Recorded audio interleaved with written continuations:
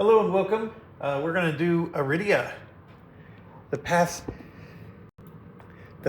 we dare tread. This is a game from Far Out Games. They made they're well known for their game called Shia, which I covered on this channel. I've since sold the game.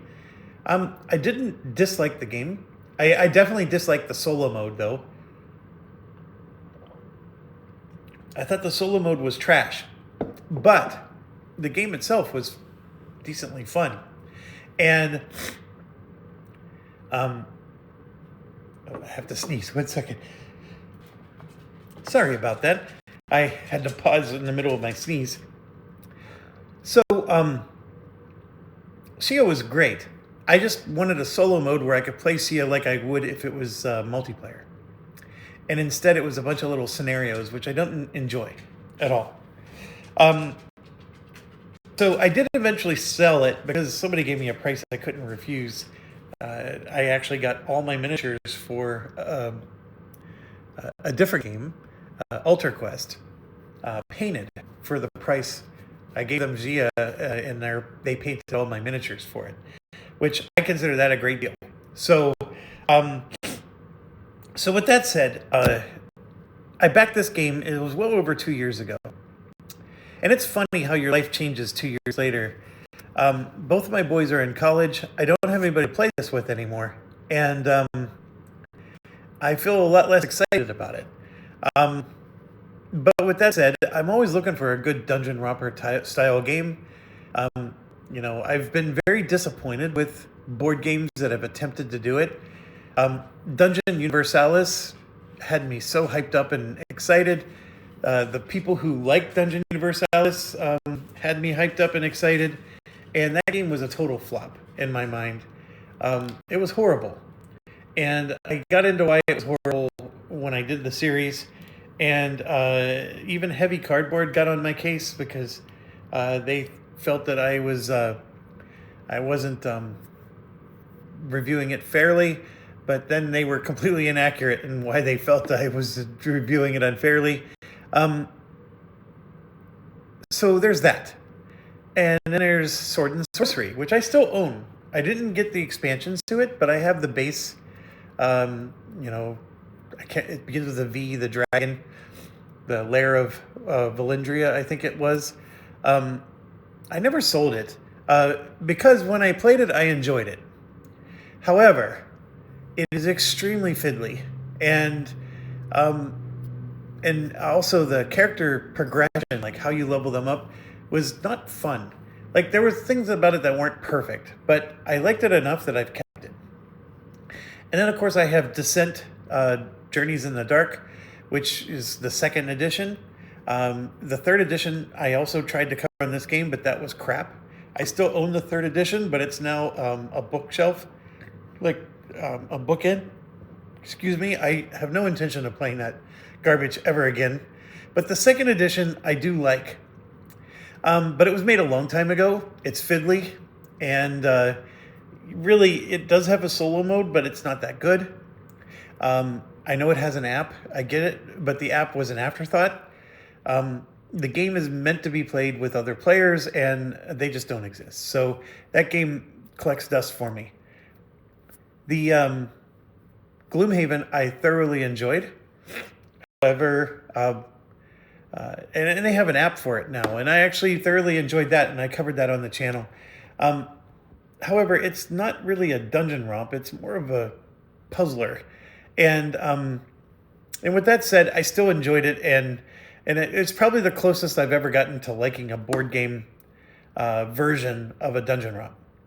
And I don't remember much about why I chose to back this game, other than I think I liked what he was trying to do, and it seemed like it was going to be fun. And then the other thing is this guy, Far Off Games, the guy who designs these, Cody Miller, he just does a great job with components. He's like Chip Theory Games in a way. They make great component games, and I mean, look at this. All the miniatures are painted, and I love that because as much as I know the board game hobby traditionally had people painting their own miniatures, I don't paint my own miniatures, and I find the whole thing to be dreadful. And the fact that they paint it for me is fantastic. So, anyways, so we're gonna dive into this game. I haven't gotten very far into the rule book, which this is just a quick start guide that's over 16 pages, and then there's 6 guides of 4 pages each for each character class, and then there's a rule book itself that's 36 pages long. There's a lot going on with this game. However, the rule book says that I don't need to read anything. I can just start with the quick start guide, and we can start playing and learn as we go. And you know what? That's how I do most of my videos, right? We learn as we go. So this lines up, and I'm excited for that. So let's try it. Now, I will promise you I will pause as often as I need to help with dead space, like if you're waiting for me to finish something. But we're going to just jump in and go. I mean, my overview is just that. This is a campaign, dungeon romp-esque, type game. I don't know how much there's going to be dungeons per se, but it's going to be, you're going to have character classes and level ups and, and those types of elements, which is why I call it dungeon-esque. And I am definitely looking forward to that.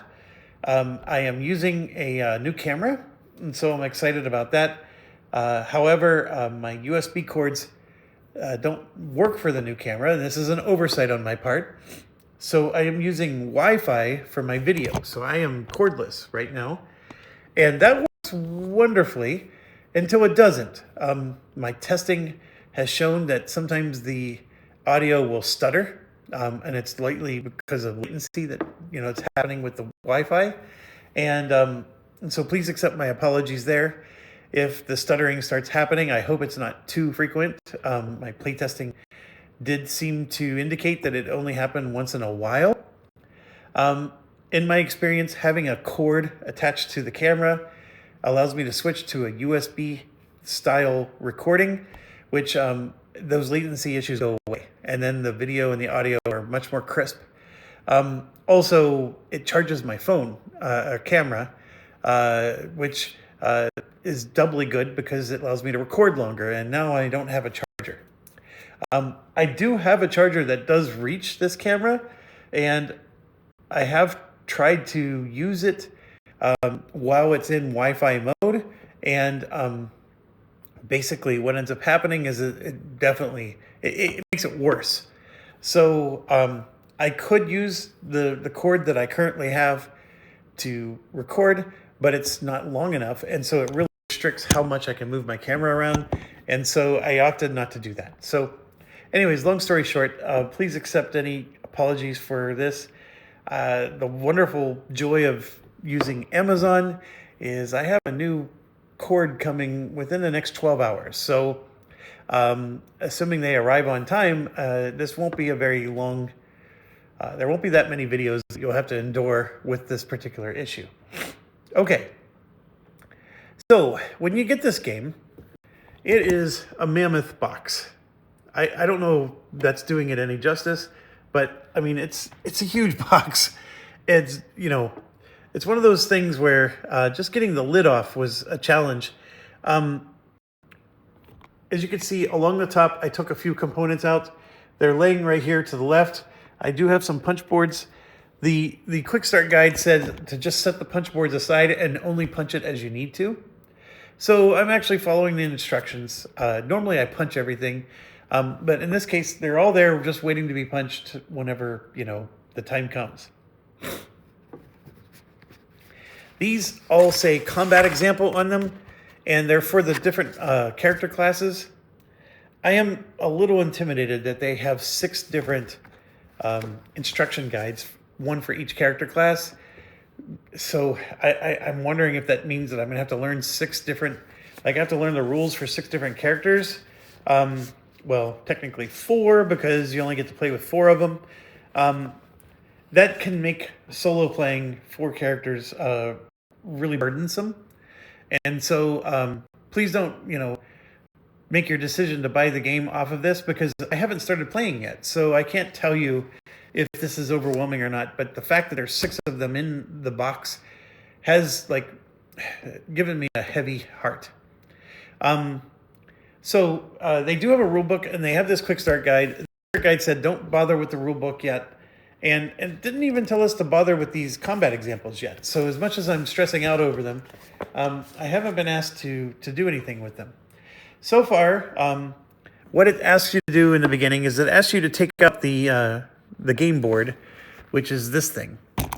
So it says the basin on it, and there's like here, I'm going to go ahead and take it out without looking at it, right? And so see how there's like this indentation? So these things are in here, and then you just push on one side, and then it just gives you enough so you can pull it out.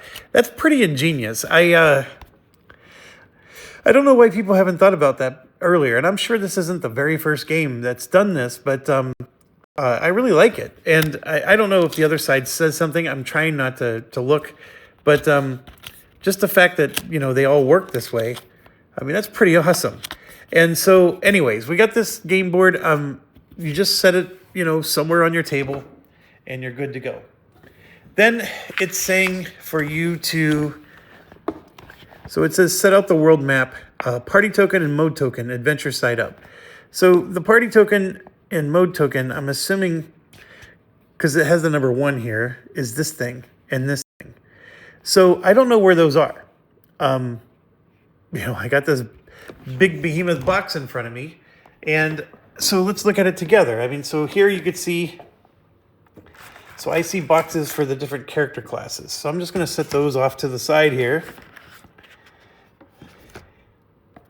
There's some stuff here. So I got this, which looks like just more components. And then there's a bunch of bags. So let's grab those. All right, so more components. Got one of those. Got this. See, none of these look like the thing that's it's telling us to grab. And then I'm looking down, and I don't see any of the stuff that it's telling me to grab. So as of the moment, I'm skunked. I'm not saying it's not in there. Don't get me wrong. I just so now I'm looking at this closer and wondering if maybe it's in here. So let me open this up. Okay, these are just a bunch of cubes. I'm going to set those aside. These look like metal ingots. I'll set that aside, and yeah, we'll save this. This looks like it's a nice storage thing. I'm still looking.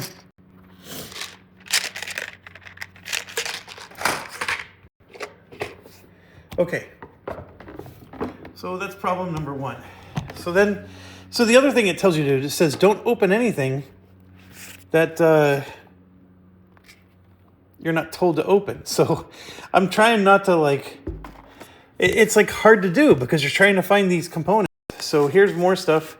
These all look like they belong to character classes again. So I'm going to just set those all over here. These are all character class stuff. Although one of them is not. This one tells me not to open things. Okay, I guess I shouldn't have opened that. I don't know. So you do not open until directed.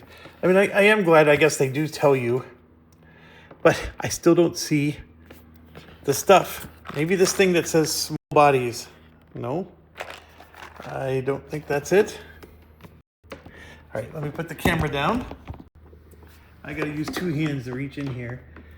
So this here, this is an expansion called Epic Hunt. I think Small Bodies was an expansion too. In fact, it said it on the box somewhere that it included.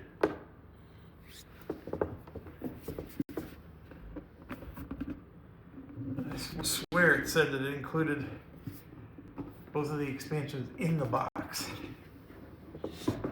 They got a really nice, these are all the backers. I mean, look at this small, tiny print all the way around. He had a lot of backers. So by no means, folk, am I saying that it's not in here. It's just that I have no idea what I'm supposed to be pulling out and not supposed to be pulling out. So I got, So I got some more stuff I won't open, but some more cards that I won't open. There's this box. Yep, nothing in there.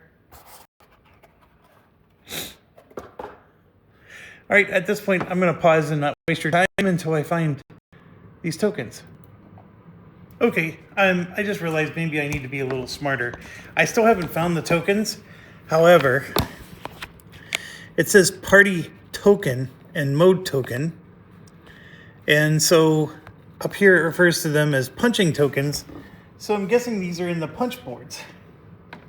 And I actually just right now see the party token. That's this one right here. See that? That's the party token. I'm pretty darn sure that, well, maybe it isn't, but it looks like it is to me, so I'm going to go ahead and grab that. But which one is the mode token? Your guess is as good as mine. And one of these already fell out, so I'll just move it off to the side. So just looking at the punch boards here, I'm assuming it's something up here. So let me get back to the... So if I flip the page, so this is what it looks like. This is all they give you as a guide. And that looks like something that would be three-dimensional, which is why I wasn't looking at the punch boards for it. It looks like a cylindric cube thing. And I don't see that for the life of me anywhere. And it doesn't tell me where to look for it. It instructs me not to open boxes, which is great, but then I got to open boxes to find this damn thing. So already a failure, if you ask me. I mean, you go through all this trouble to come up with this quick start guide. Well, then give me a quick start box that I open this and it has everything I need to get quick started. Okay, so I have more clues. If I switch it, go to the next page, which is the component page, I do have confirmation that that's a mode token, double-sided. We found that, right? That's this thing. The party token, it says is metal, which is helpful. Although it's on the next page, that's still helpful. And then, of course, there's some travel tokens. But that's all it tells us. So, I still need help finding that party token. And I do see the travel tokens. Those are in here. So those are easy enough. But even the threat and combo tracker, okay, maybe that's what those orange things are. I don't, or maybe here, right? Those are probably trackers. I'm going to open this because this is the only thing I can see that has even anything remotely metal in it. And so we'll open that and see if it's in there. Otherwise, I guess I don't have a party tracker. Let's, and there it is. So this is money, right? This is copper, silver, and gold. But if you look in the silver bag, buried in the middle, one of these things is not like the other. You can start singing the Sesame Street song. Right there it is. That's the party token. Holy crap, was that hidden? I mean, I get it that it's the same material, so therefore it makes sense that they're manufactured together, but holy crap. Putting that in there and not like in a different bag with some other component, that's a failure in my book. Now, is it enough to throw away the game? No. I just, man, that's frustrating though. And so, anyways, let's get back to regular scheduled programming. So it's telling us to set those aside. So we have that, the party token and the mode token. And of course it says adventure side up. So we'll make sure this says adventure side up. And then we need to get the XP and event tokens. So you can see that there's these purple exclamation and then these purple, and those are going to be punch board. So right here you can see here's the exclamation tokens. So pop, pop, pop, pop, pop. And there we go. And then we have the, let me set these aside so they don't get mixed in with other stuff. And then the XP tokens I see on the next punch board, they're going to be here. So pop, pop, pop, pop, pop, pop, pop. I will save you from hearing me say pop. Okay, experience points are ready. We're good to go there. So this video is 20 minutes long. I swear to you, it took me 20 minutes just to find this. Now, hopefully, you know, others who have played this were smarter than me and were able to find it quicker. And then, of course, if you watch this video, hopefully you won't have to suffer so much. So, then number 3 here. Set out the 3 card indexes, removing the lids. So I have those out already, and we'll go ahead and take off the lids. So here you can see they tell you what they do. So I'm just gonna turn them towards us and then just put the lids, you know, back behind. And so we got, so funky day, NPC, right? So that's what those boxes have. And the instructions say don't touch them, just open the lids and let it be. Then it says set out the 4 map area boxes, big, medium, small, and I guess long. So big, medium, small, long. Okay, I think I see it.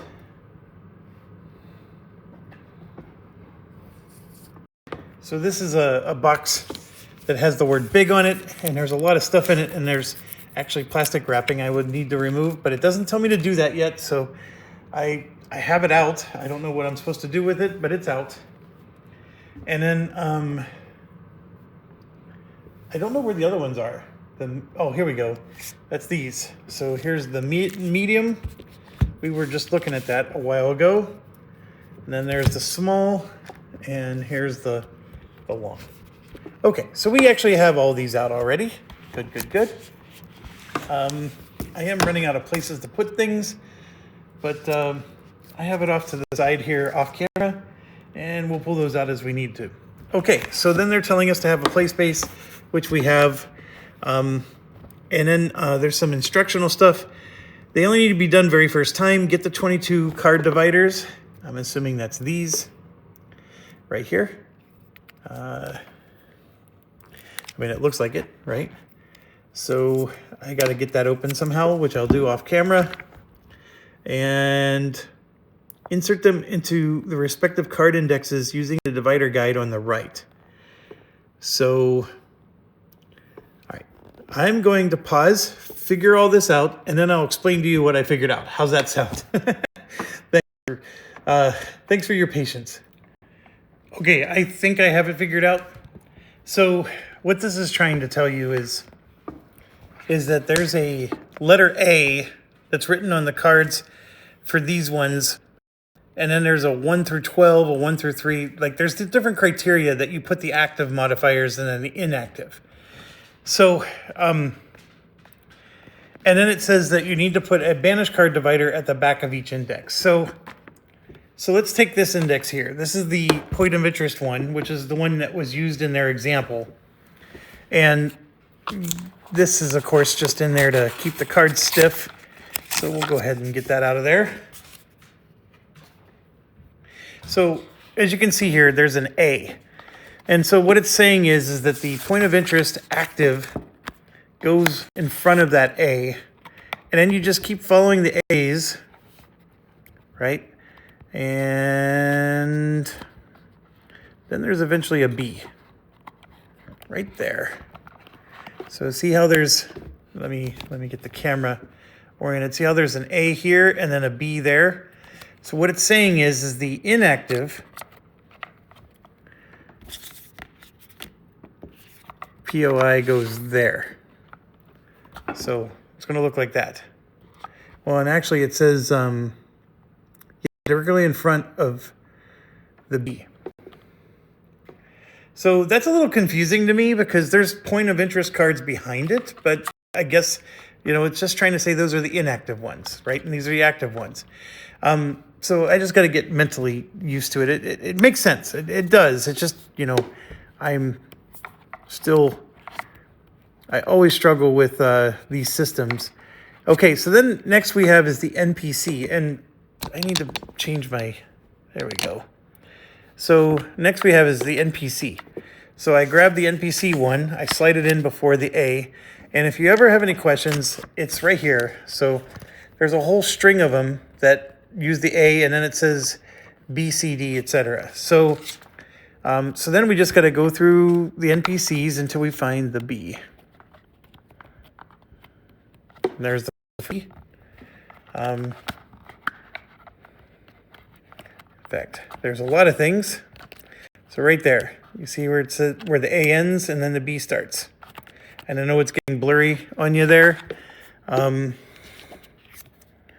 camera's not knowing what to focus on, but there you go. So now we got 4 of them in, and then you can see there's a TRV and an REF, and you can always just look here. So the TRV, so like the REF is all cards, and there's no inactive deck. And then the TRV is 1 through 12, and then all other cards. So let's go ahead and do that real quick, and then I'll pause and do these off camera. So as we keep going through the deck, the NPC deck ends. The one thing I do appreciate is that the NPC deck is yellow, right? So now the TRV is a different color. So we take the TRV, if I can find it here. So here's the TRV active, and we slide that in there. Right, and then it says it's 1 through 12. So here's number 12, and then here's number 13. So we're going to take the TRV inactive and slide it after the 12, between the 12 and the 13. And again, just a reminder, it's all listed here. The TRV is 1 through 12, and then all other cards. So then the last one that's on here, and the TRVs go up quite a bit, is there's these PC cards, which I'm assuming, what else did they say is in here? The reference cards. That's what it was, ref. So ref is just all cards. So there we go. So we just put this in to show that the reference cards are behind there. And these are cards we're going to pull out of the game. Like that's player reference cards, etc. And then one of these banished cards. So as cards get banished, as you play, certain cards are going to get eliminated from the game. They just have a spot in the very back for those to go, which that's going to create a nightmare. Because if you ever have to redo a campaign, you're going to have to go through all those cards and put them all back in there. There's no easy way. I get it. If the designer were next to me, he'd be like, dude, there's only so many ways you can do this. And I'm like, yep.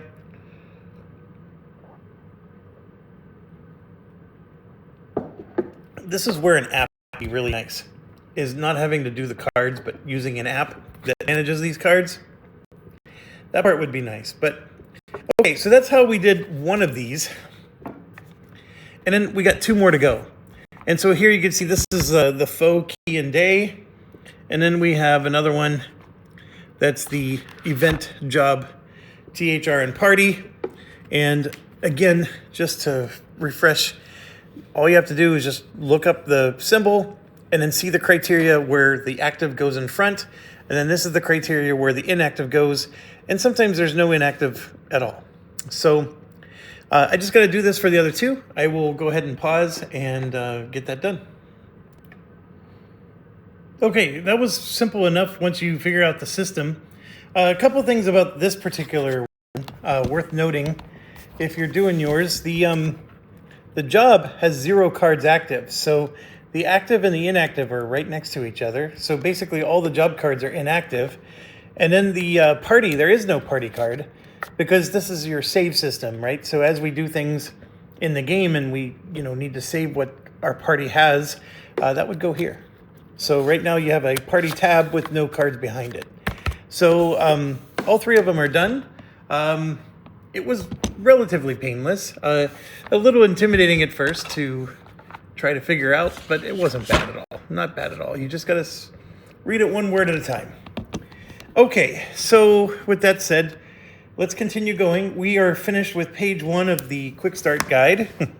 It doesn't feel very quick, does it? But I am appreciative. Having help with setting up games like this, always good. And if anything, they need to have a how do you reset a game like this section, just because this is problematic, right? And sometimes you'll start a campaign and realize you want to start again. Okay, so page 2 is literally all the components. So, I mean, I could try to help myself here to figure out, okay, how do I do things? But it's going to be difficult. But basically, there's a big warning. Don't look through things. You can see that these are the map boxes. So I know where the maps are. That thing that we've been moving around, this is a threat combo tracker. So I'm just going to set that off to the side here. And then we have our money, which we had to discover because we were trying to find that metal token. We got some plastic tokens that are probably in here somewhere. Yeah, I think they're in here. So we'll find those. We got our squill wood, which is, I'm assuming that thing. And then we have a pathless chest, 4 hit dice, and various other things that we'll punch as we go. And then as far as cards go, they're trying to explain what the different cards are. So this is probably worth getting into. EVT for event makes total sense. Travel cards. These are rules cards, which probably means I can get all those out. Points of interest makes sense. NPC, job, which none of them are active right now, by the way. Threat makes sense.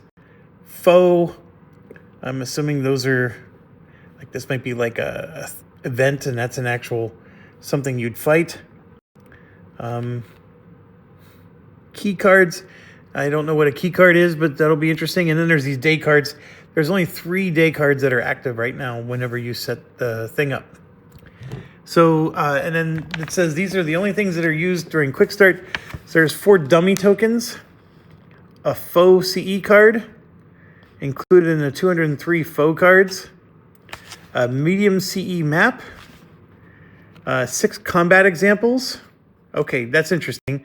So these combat examples are only used for Quick Start. I was actually very concerned that we were going to have to use these all the time. And then, of course, what I'm reading now. And then for green legacy components, these are all things you're not supposed to open. Got it. We do have these slip cases. I got those out while the camera was paused. They look like this. They're super cool looking. And then if you open them up, there's stuff inside, of course, like always. And what it's trying to say is that in each one are an equipment mat, a character mat, and a skill tree. So I'm assuming we're going to be picking characters. And if I choose, for example, the Valor one, I'm going to get a 3 player boards, basically, is what that boils down to. And then it's saying that each tuck box, which are these things, the tuck box, right? So that's separate from the other thing. This is separate than this. And each of those is going to have tokens for the player and some marker cubes, tree card, etc. And then it's saying that there's character cards, which I think we did find those in here. They were in the reference section. So if you look here in the reference section, right there, that looks like a character type card. So I won't get it out until it tells me to. It is exactly that card. See, it says human and shows the 2 pictures. So then it says that there's 9 character tokens, character skills, character portraits, And then they got character heads, which I did find that interesting. Title tokens and name tokens. So some of those tokens are actually punch stuff. So, for example, what they mean by title tokens is, see how like this says the gruff here? So I can go ahead and just punch this. So these are titles you can get in the game. And we'll just set these off to the side right now, because obviously we're not going to use those right now. And then the character tokens themselves, you can see are there. And then here's those dummy tokens they were saying we're going to need just for the quick tutorial. So we're going to set those off to the side. And there's probably more. As I'm handling this, things are just popping out on their own, which, you know, it is what it is. I do find it funny. That is the designer of the game right there.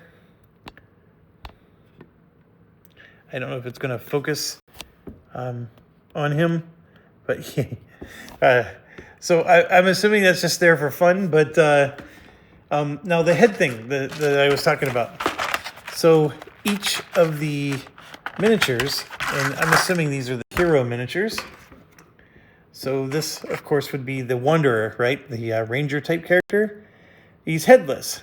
And then they give you these heads all across the top.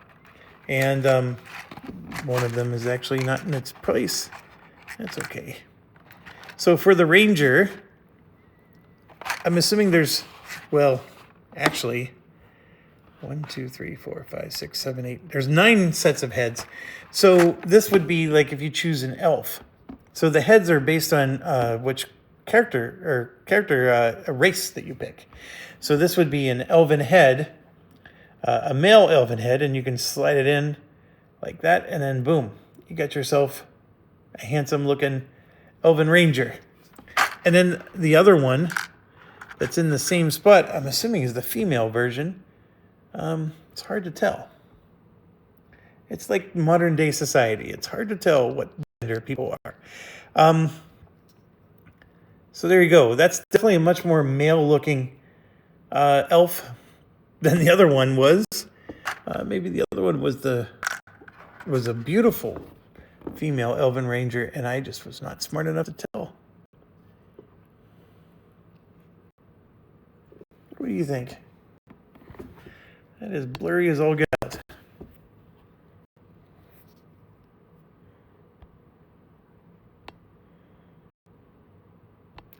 Yeah, it's not focusing even if it's life dependent on it, is it? Anyways, that's the head system. And I do find it's funny, but it's cool at the same time. What a ingenious little thing.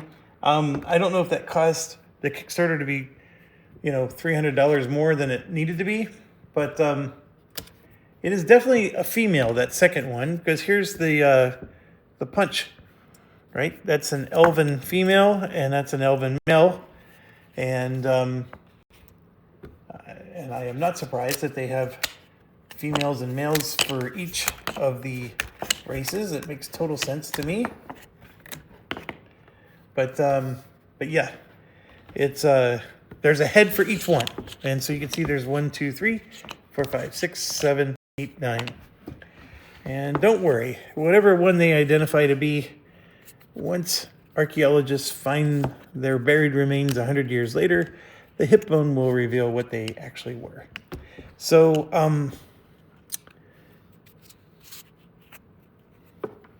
there they go. Get them all flipped to the female side.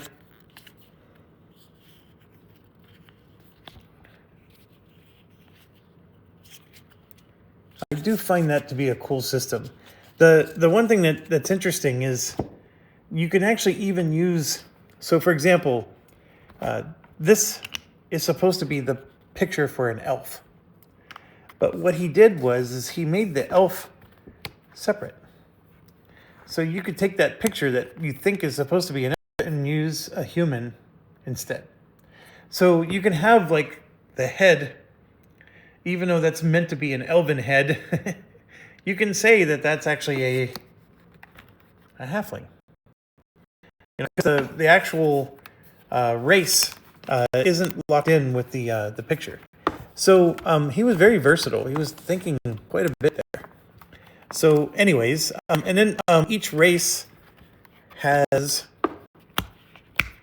a ability. And that's the part that I think is going to matter. And that's where the rubber meets the road in terms of choosing your races. And yeah, I got to be really careful because my punch board just had pieces fall out.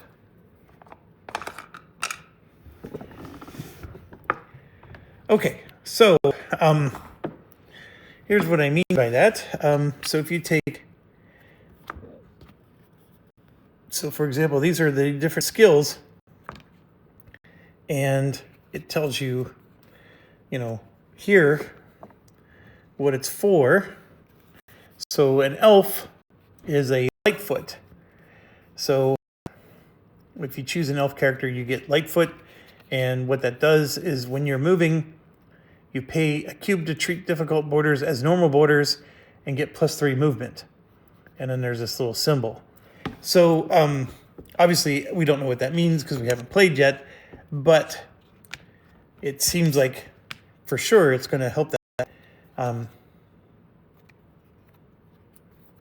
that elf to be more nimble than anybody else is. And anyways, the point being is you can pick a dwarven face and give them the elven traits, no problem. So, all right, enough of that. It is cool that they do that. I always like character creation. It's something that even back in the Might and Magic 1 days, you know, back when Ultima and all those, like those are the games you grew up with, right, and played. Bard's Tale, heck, even what is it? Wizards and Warriors, Wizardry. You know, obviously Dungeons and Dragons. Character creation is fun.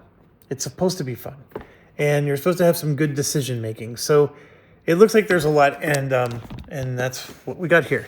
All right, keep going. So you can see there's 12 starting skills, 2 per path.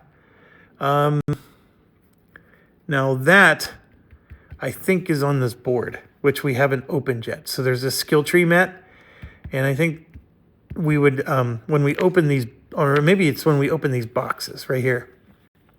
So there's these chests, and then you're going to, yeah, that is actually it, right? So this is its own section. So we get these chests, and they're going to be starting skills, and that's for your character class. So we have skills for race, and then you're going to have additional skills for class. And then, of course, you're going to get, you know, starting items, etc. And then you have your different pre-painted bodies that go with them. Now, I know I haven't showcased that much, but again, they're very cool, and they're painted, which I love. So this would be your Valor, right? Your classic sword and shield. We talked about the Wanderer already. Looks like a Ranger type. And then there's, I think this is the Cleric type, right? So it has the staff. And then we have your classic Thief. Rogue has got a dagger, and I don't even know what's in the other hand.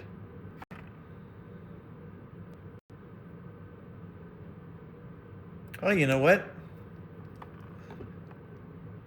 No, that's got to be the Rogue. And then this one is, I think, your Priest.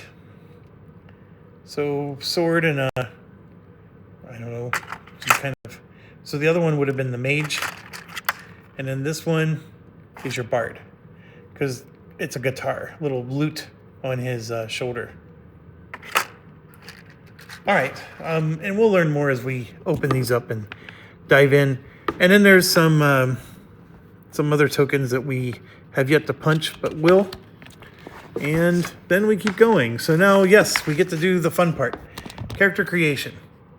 All right, so let me pause, and I will study, maybe punch these boards a little bit more, get some more stuff out, and then we'll get into character creation, and I'll show you everything there is to show.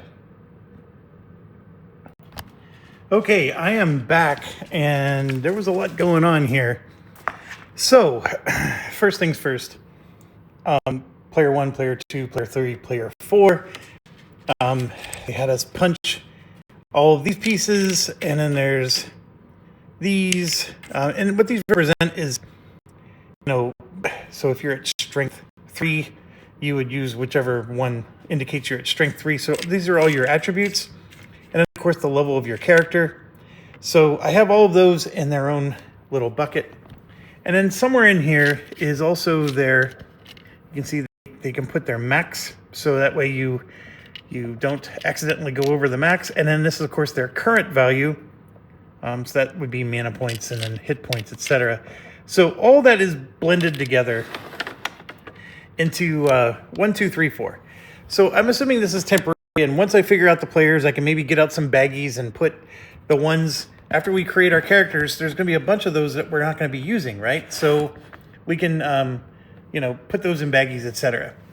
The next thing, so all my birds are punched now completely. And you're going to notice that there's some equipment that has a symbol. So this is like a symbol of light. Here's a, symbol for the Arcana. And then this is the symbol for the Valor, right? So each of those are just put in their own little bucket for now, and then we'll sort them out later. I'm only going to be selecting 4 characters, so 2 of these I'm not even going to be using at all. And by the way, that is not the Arcana. This is the symbol for the Bard, which is the inspiration guy. The Arcana symbol is this blue. So sorry, I got that wrong. So this particular page is saying that we need to create our 1 to 4 characters, right?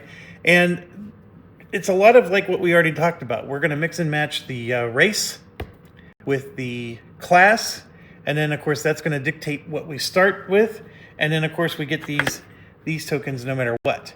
What it recommends we do is there are several things. In fact, first off, there's 2 expansions that you may not have with your game. The first one is Epic Hunt.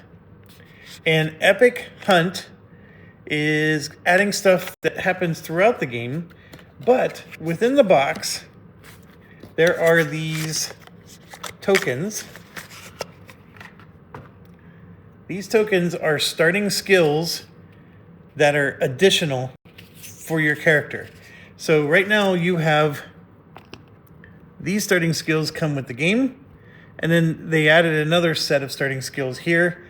And my understanding, I'll reread it before we start the game, but my understanding is you're only going to get to choose 1, but it gives you more choices. The other thing, and this made me laugh, talk about an overproduction in the game. There's another expansion called Small Bodies.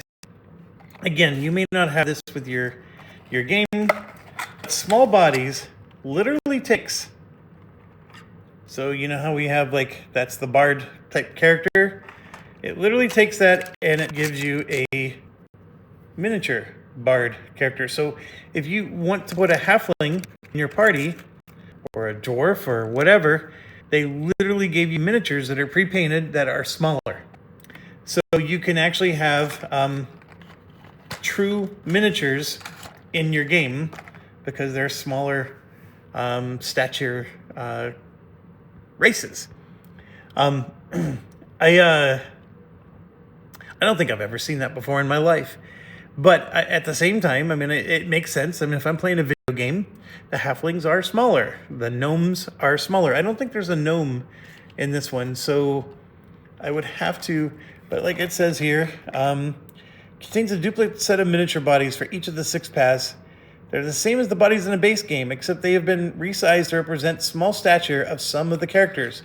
So dwarf, halfling, and fellish, whatever a fellish is. I'm sure that's a name that was used at some point in all my RPGing. I've never used fellish before, but it is. Right there it is. It is a thing, and it is a character type. And which one would be the fellish? This would be. That might be the fellish. I gotta.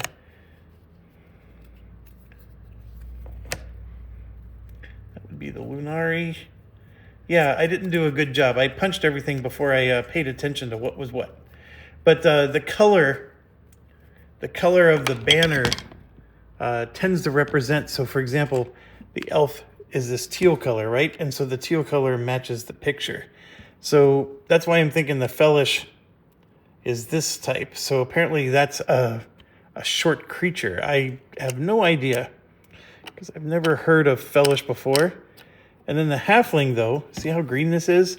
And I don't see green anywhere for the halfling. So it doesn't quite line up like it should. And then for the dwarf, that would be the dwarf. We got a human. See, I would think that that's the human. What's the other side look like? Yeah, that's definitely the human. So even though it's yellow, the other side is blue, right? So that matches. So sometimes I guess the background doesn't match. So you got this cat creature-ish. Now that could be Fellish, because I don't know what that is.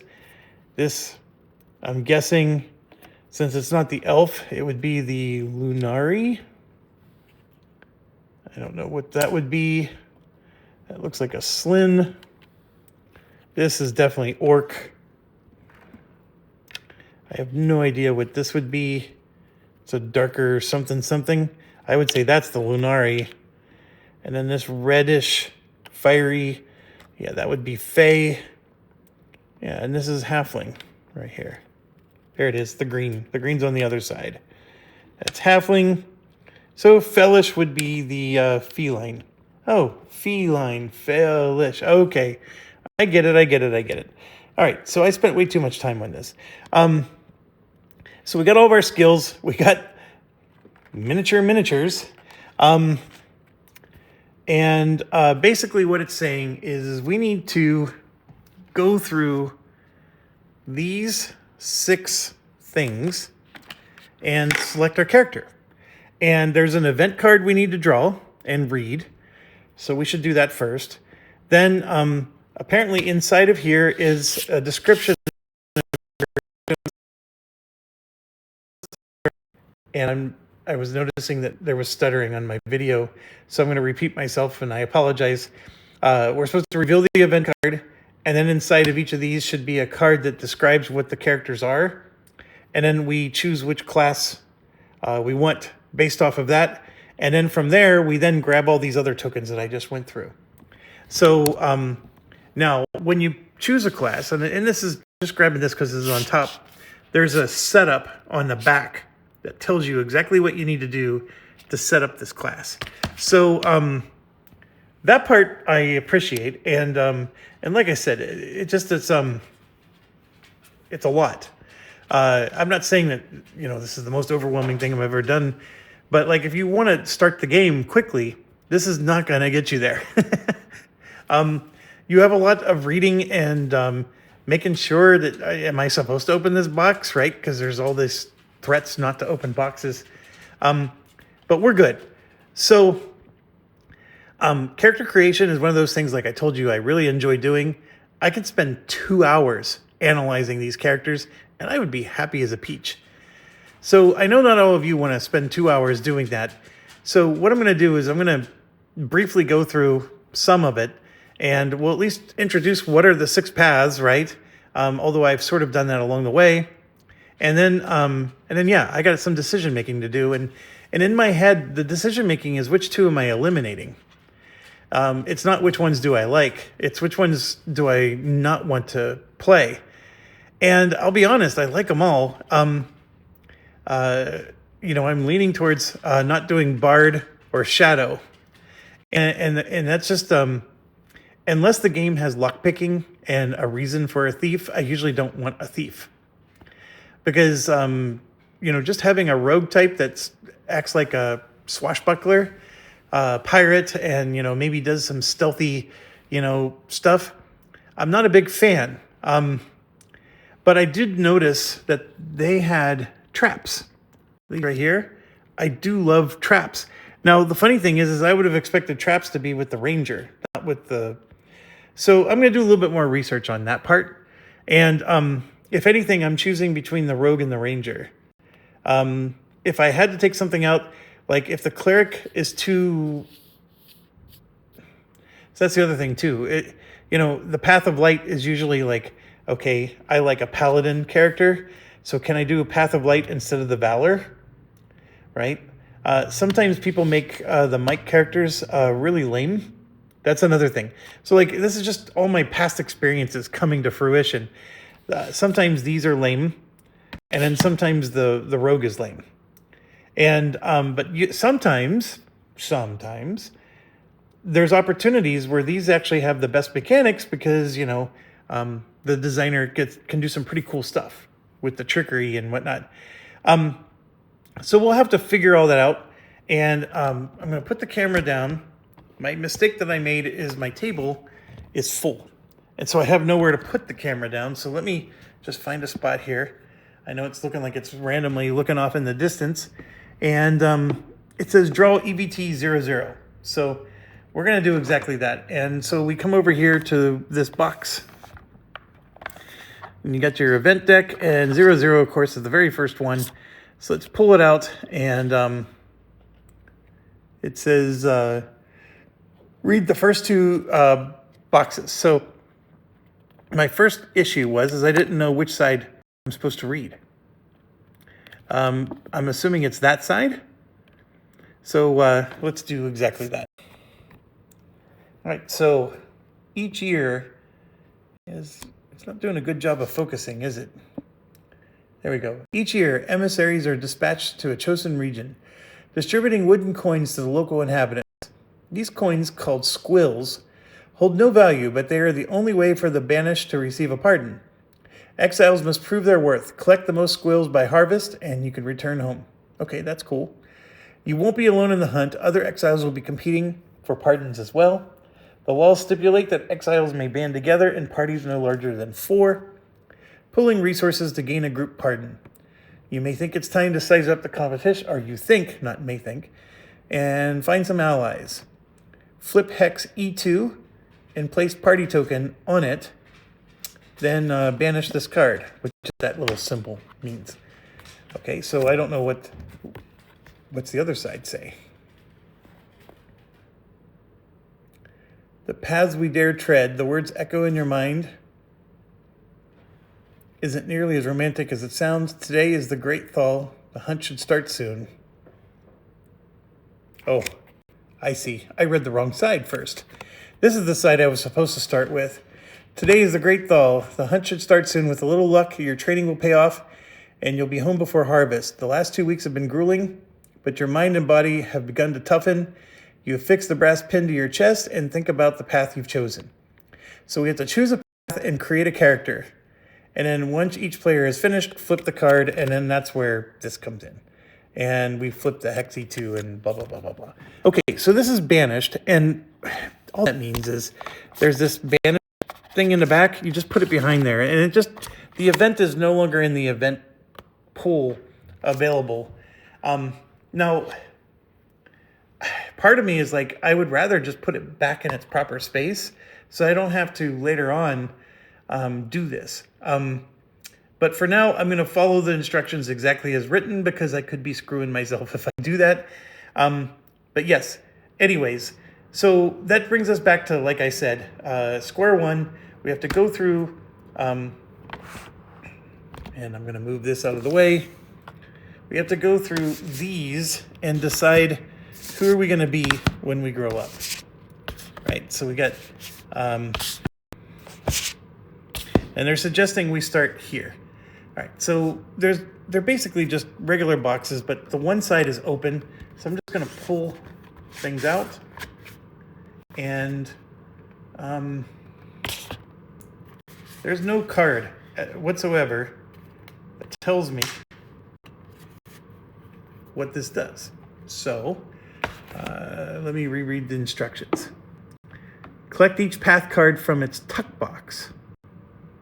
That's what I'm supposed to do, the tuck box. So I'm going to push this aside. I grabbed the wrong thing. These are what they're telling us to grab, the tuck boxes. So for example, this one I had already opened. So the red tuck box for Valor has that card in it right there. There's a bunch of other cards too, but we're not supposed to necessarily look at those.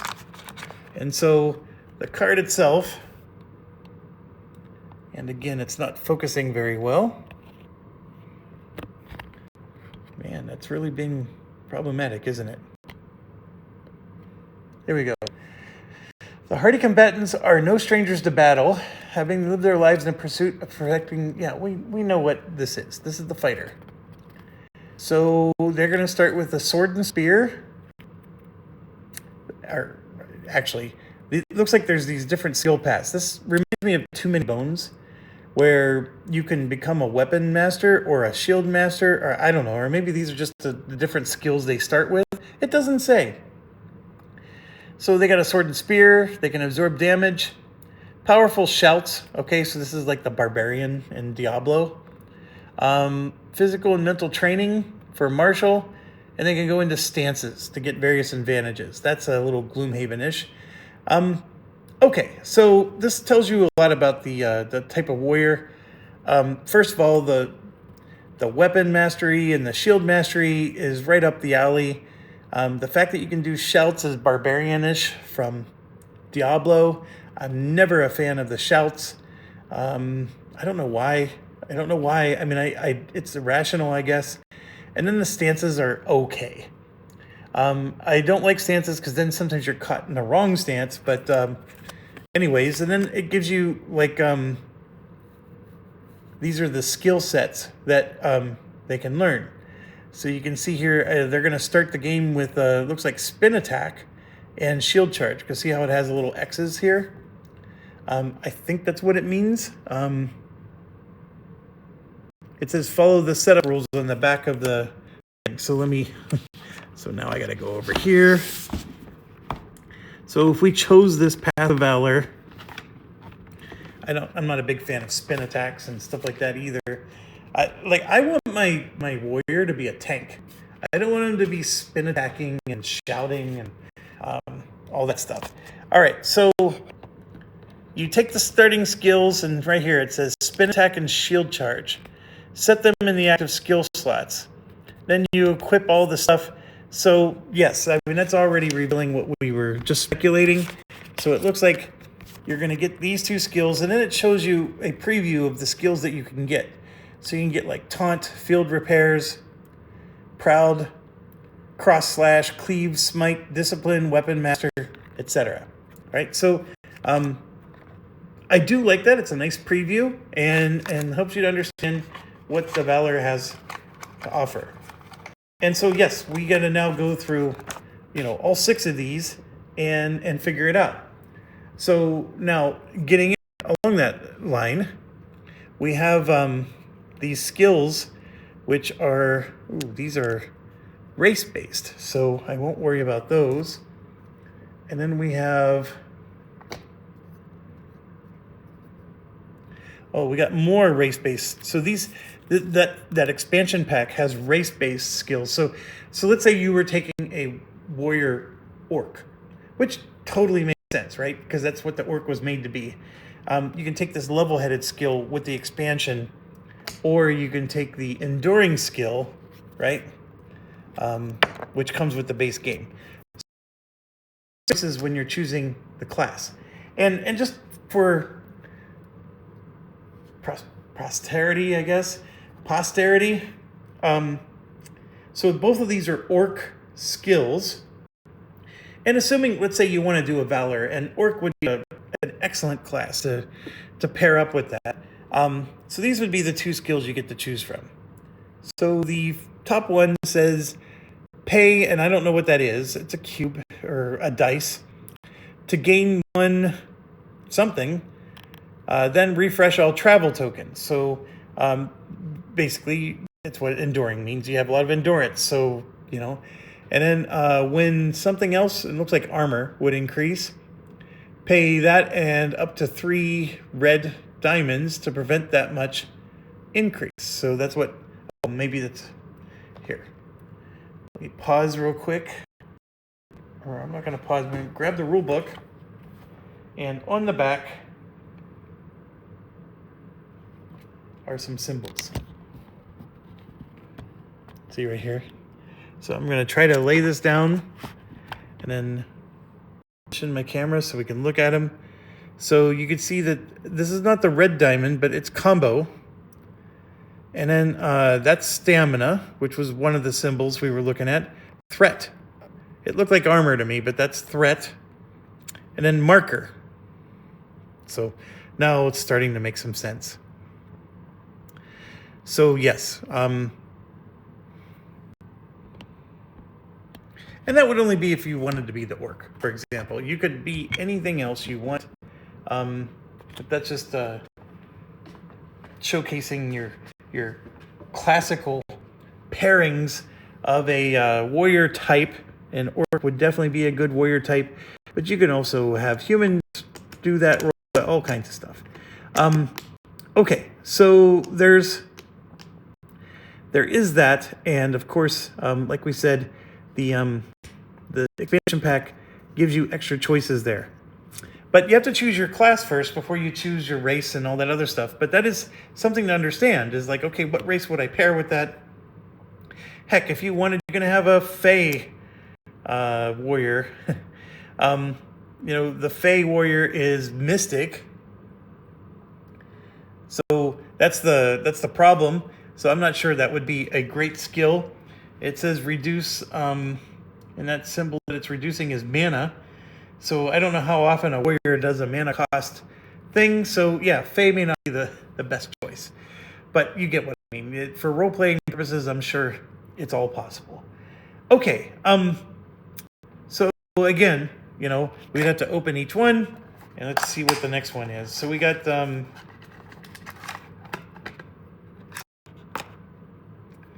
we have the warrior, and let me pause and get all these cards out so we can go through them quicker. Okay, I got the cards.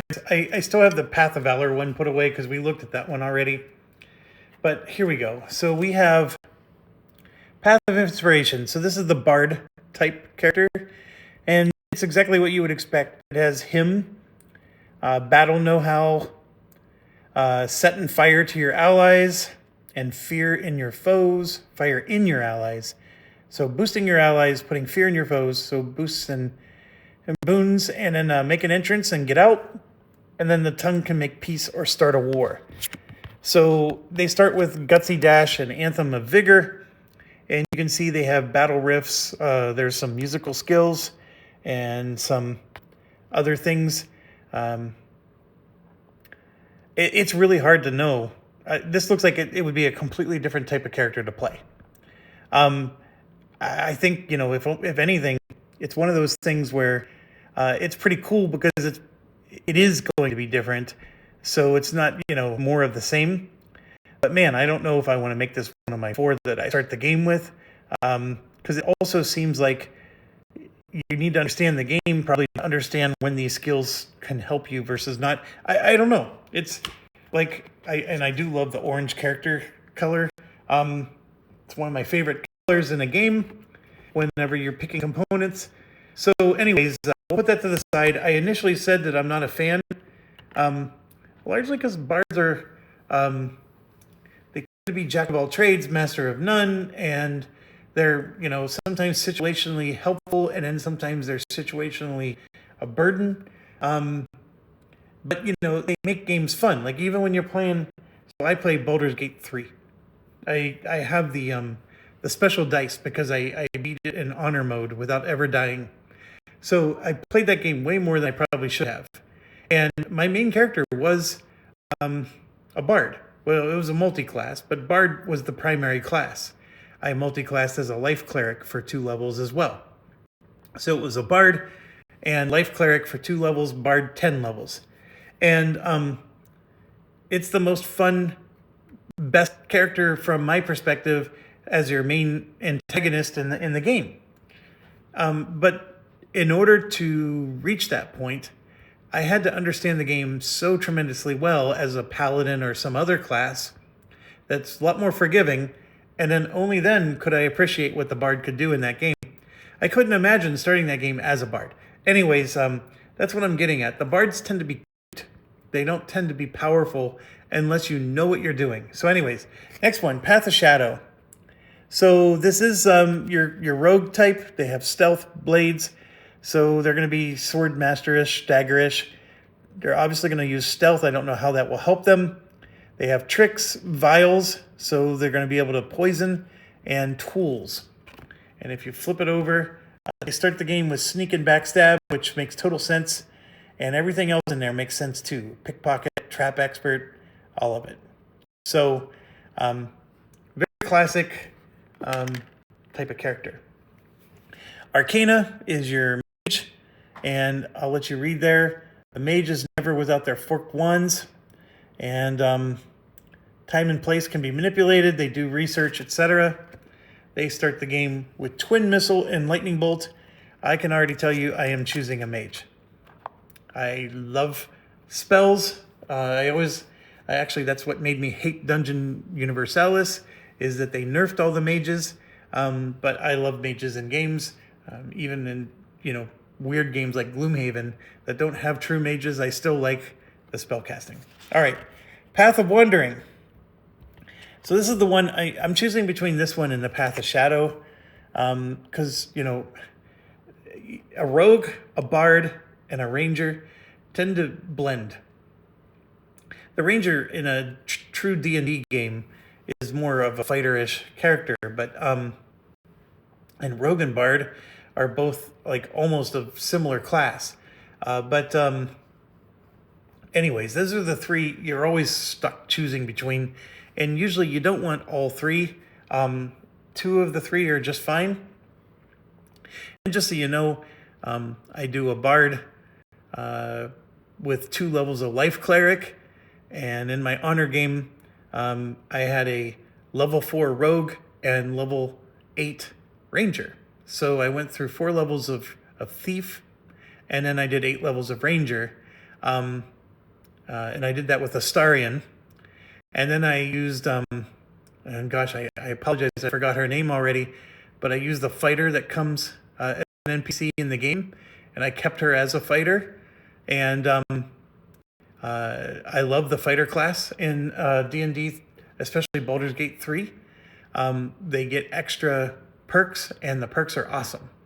So I had a pure fighter, although a paladin is just as good in its own way.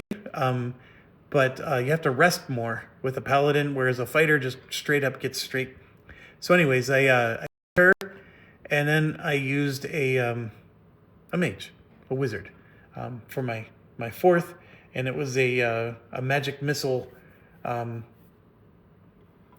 wizard that had all kinds of boosts to his abilities. So anyways, I know I'm a little off topic there, but this, as you can see, is a bow character. I don't know how combat works in this game, so like, how important is it to shoot at range? We already have a mage that's going to have spells that are ranged. I always like having a bow character, because a bow character, and by the way, my thief was a bow in the D&D game as well.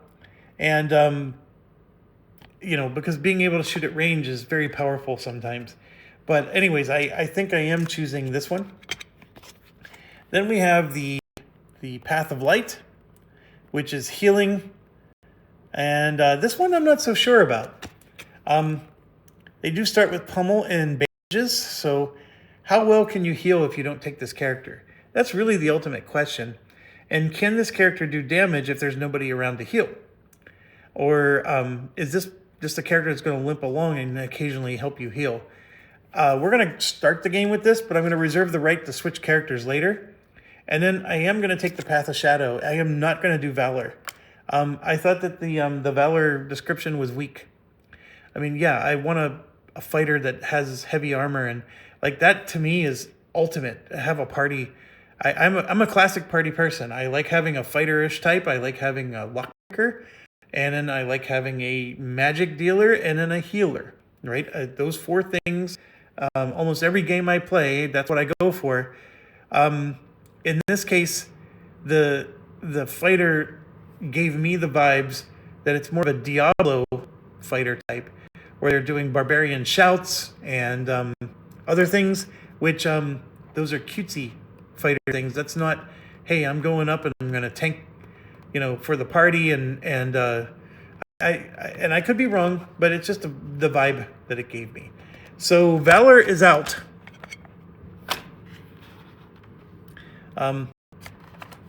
It looks cool. This is the thing. Like, I want to do all 6 of them. I just I can't. So Valor's out, and then the Inspiration is out because the Bard one, I just can't sell myself on it yet. I might end up realizing that this is going to be my favorite one, and that's the thing with Bards, is that they can be your favorite. And the designer obviously had to make these characters powerful enough that any of them can be chosen. Like, you can win the game with no healer. You can win the game with no mage. So then the question becomes, which of them are the best to go together? And I don't have that answer right now. So we're going to start the game with these 4. And then come what may, we'll maybe swap out characters later. Once I understand how combat works, I might realize, hey, these other characters aren't so bad. Speaking of which, with the Bard, all the cards do come, so you can read what the skill does. And I know that may be a little cheaty because you're looking ahead, but you can at least see what the skills do, and then determine for yourself if it's the right thing. Some of these symbols, like, that costs 3 combo points. You may pay 1 stamina to get 2 movement points. You may make a basic attack. You may pay 1 stamina to get 2 movement points. An adjacent ally may get that sounds fantastic. This is a high-level skill. But basically, you move up, you attack, and you move up again and have an ally attack. So you're getting 2 attacks out of the deal, and you're letting your ally do the attack with you. That sounds just fine. And that's the thing, is, like, I don't think it's going to be a horrible class. I had to, like I told you from the start, I had to pick 2 to eliminate, not 4 to keep. So I'm choosing the Bard and the Valor. We'll see. I don't know. I'm starting to second guess my thoughts already. So what the game says to do next is we have to follow the setup rules on the back of these. So, like, you take out these player boards, and then you have to follow the setup rules on the back. So let me do that off camera, so I'm not causing you all to sleep any more than I already am.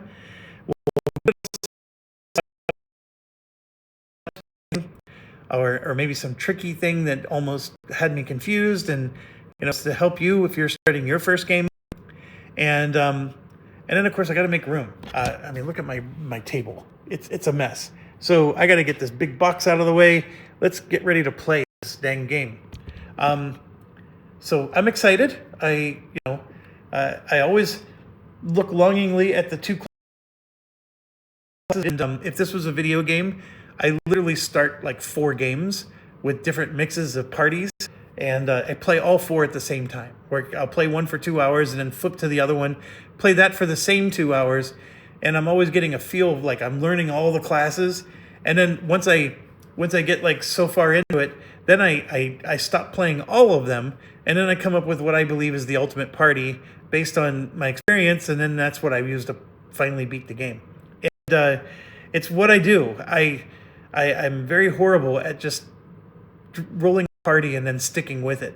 And you see that in my board game Dungeon Romp games, if you've watched any of the previous ones. So let's get going. We'll get everything, and then I'm going to make my baggies for the characters that I'm not choosing. And oh my gosh, we're an hour in, and but this is pretty normal. So anyways, I'm going to go ahead and pause it from here, and I will be back. Okay, so I'm in the middle of getting this set up. And for the character I didn't choose, like the Bard, I just wanted to show you, I took a baggie and I put everything in the bag. So the Bard box is now empty. So everything that was in that box is in this bag. But additionally, I put the starting equipment that bard would have in there.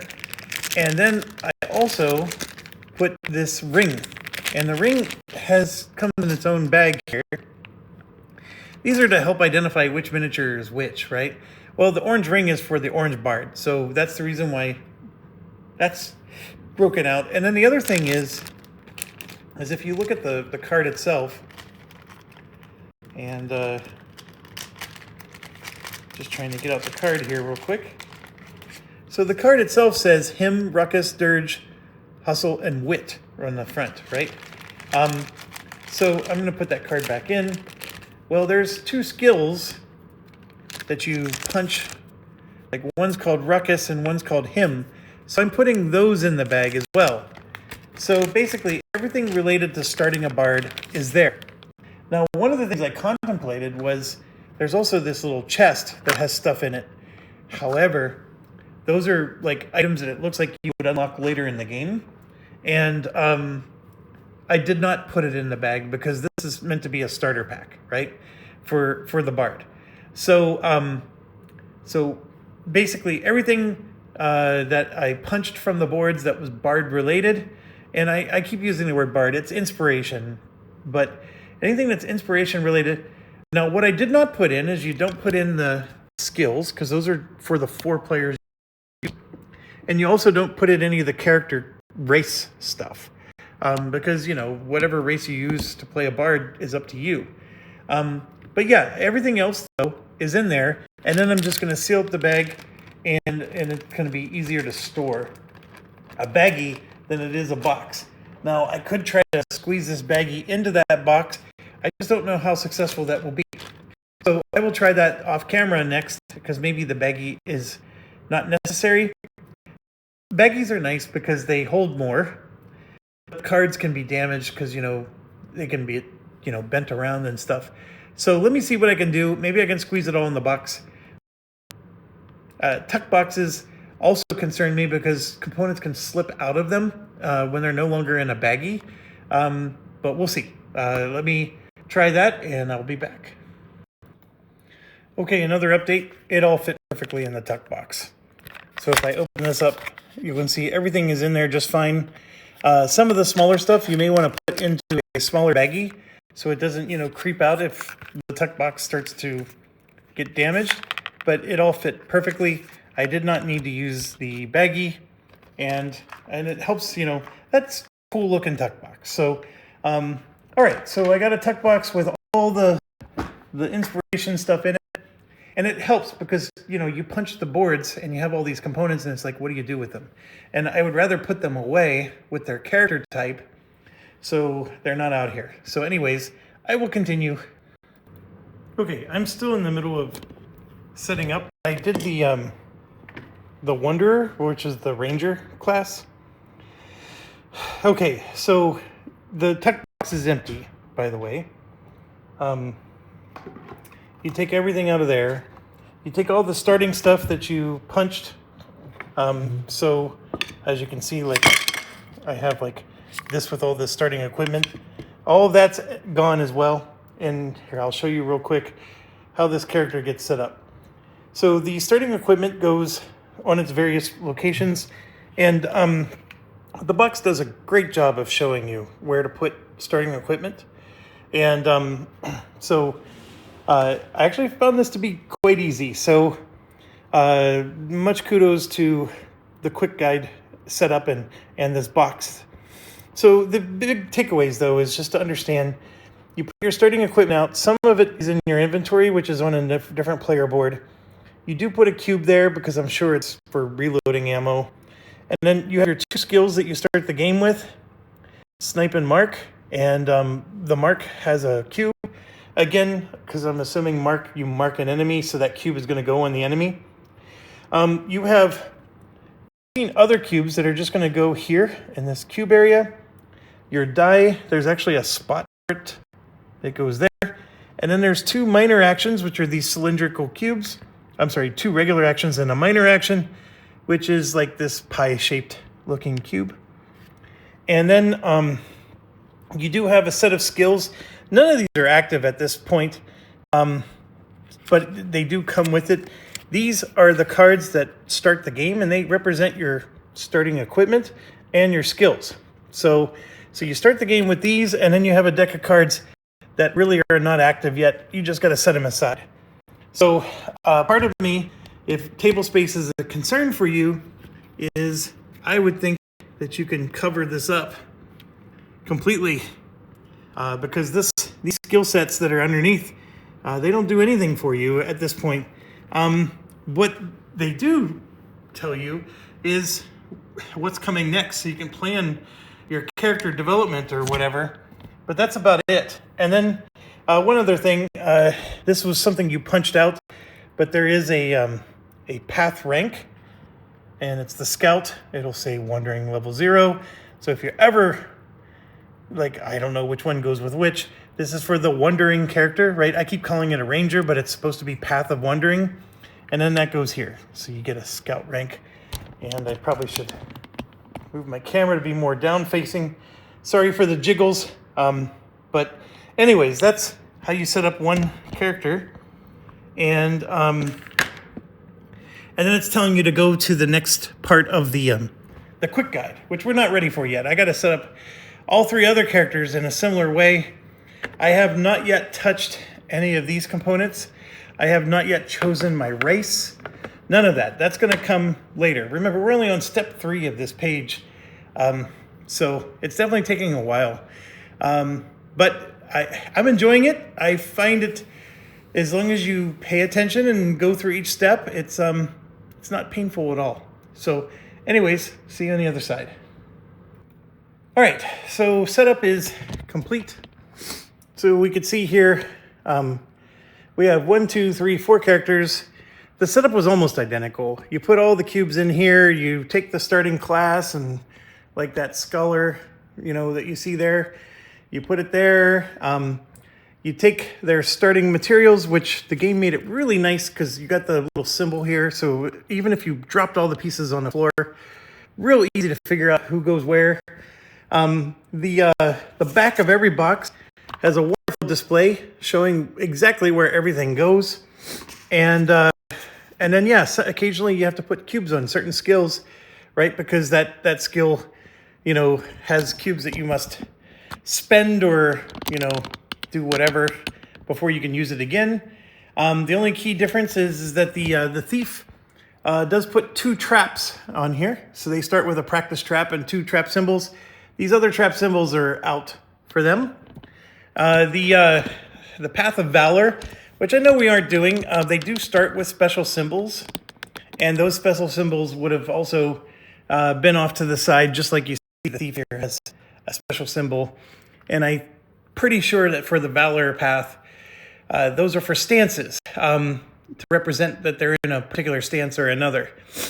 So they all start with a starting set of cards. These are basically the skills they have at the start of the game.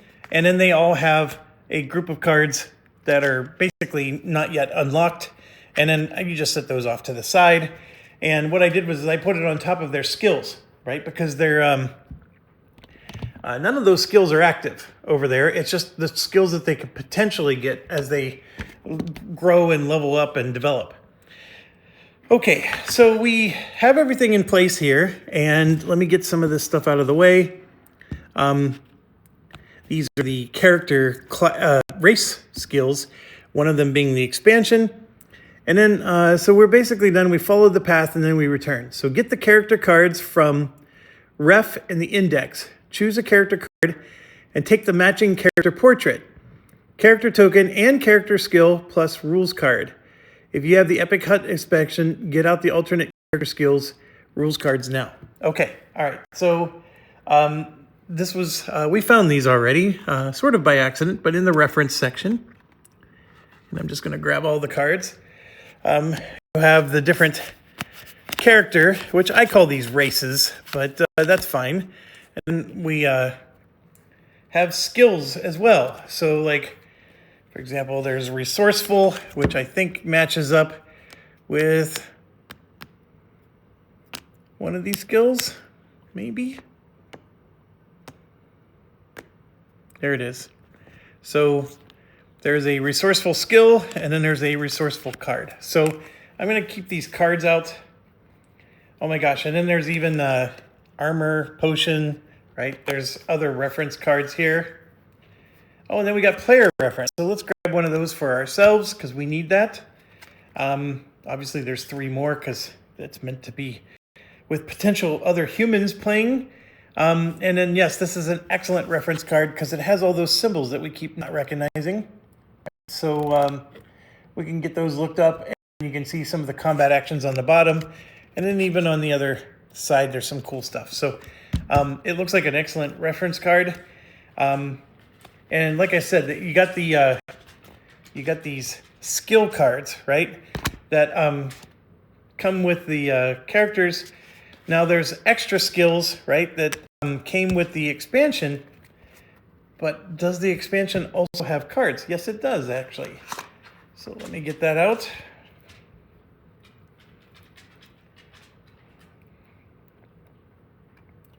It has additional things that I'm not supposed to be looking at, I guess.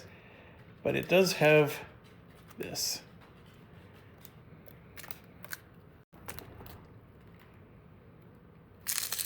All right, so I got the cards out. And then you can see there's some Epic Hunt rules. So once again, this is like the Chip Theory Games thing. You got rules that are buried in a card now that you have to keep track of separately from the rule book. I never like that, guys. Never do, but I'll set it off to the side. And then there you go. So we got additional skill cards here, right, that we could potentially take. And then I'm not going to pay attention to these other cards, at least not yet. So it says there's 9 alternate character skills, a series of epic hunts which are added to the job deck over the course of the campaign. And then when creating a character, you may choose the matching alternate character skill instead. If you ever retrain at the exile camp, you may swap your character skill at any time for one. Looking for the symbol here. It says for one. I don't see. Oh, K. Whatever a K is. I think that's money. So to include the epic hunt jobs, simply add these cards without looking at them to the specified decks. So they're telling us to put job 720 to the active job deck.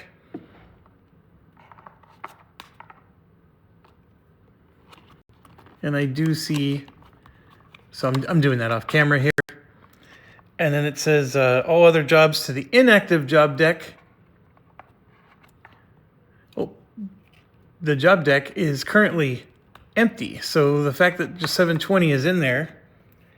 And then there's 1, 2, 3 more jobs that we're put at the end of the job deck because they're in the 700s and the job deck only goes up to like, it doesn't even go to 100. And then it says all event cards go to the active. So we have event 720, etc. And the event, even the active event cards only goes, well, it goes to 999. So now I'm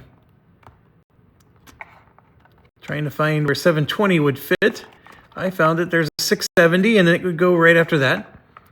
So I'm putting those events in. And then there's a faux, all faux cards go to the faux deck. And faux show, we're going to do that. So that's the rest of the remainder of the cards. And the faux deck is 100% active. So it's just a matter of, these are faux 720 to 722. And I'm just looking at the numbers here. The faux deck only goes up to, there's 201. So we're going to just jam all those in there. Okay, and then figure 720 will be called for as you play.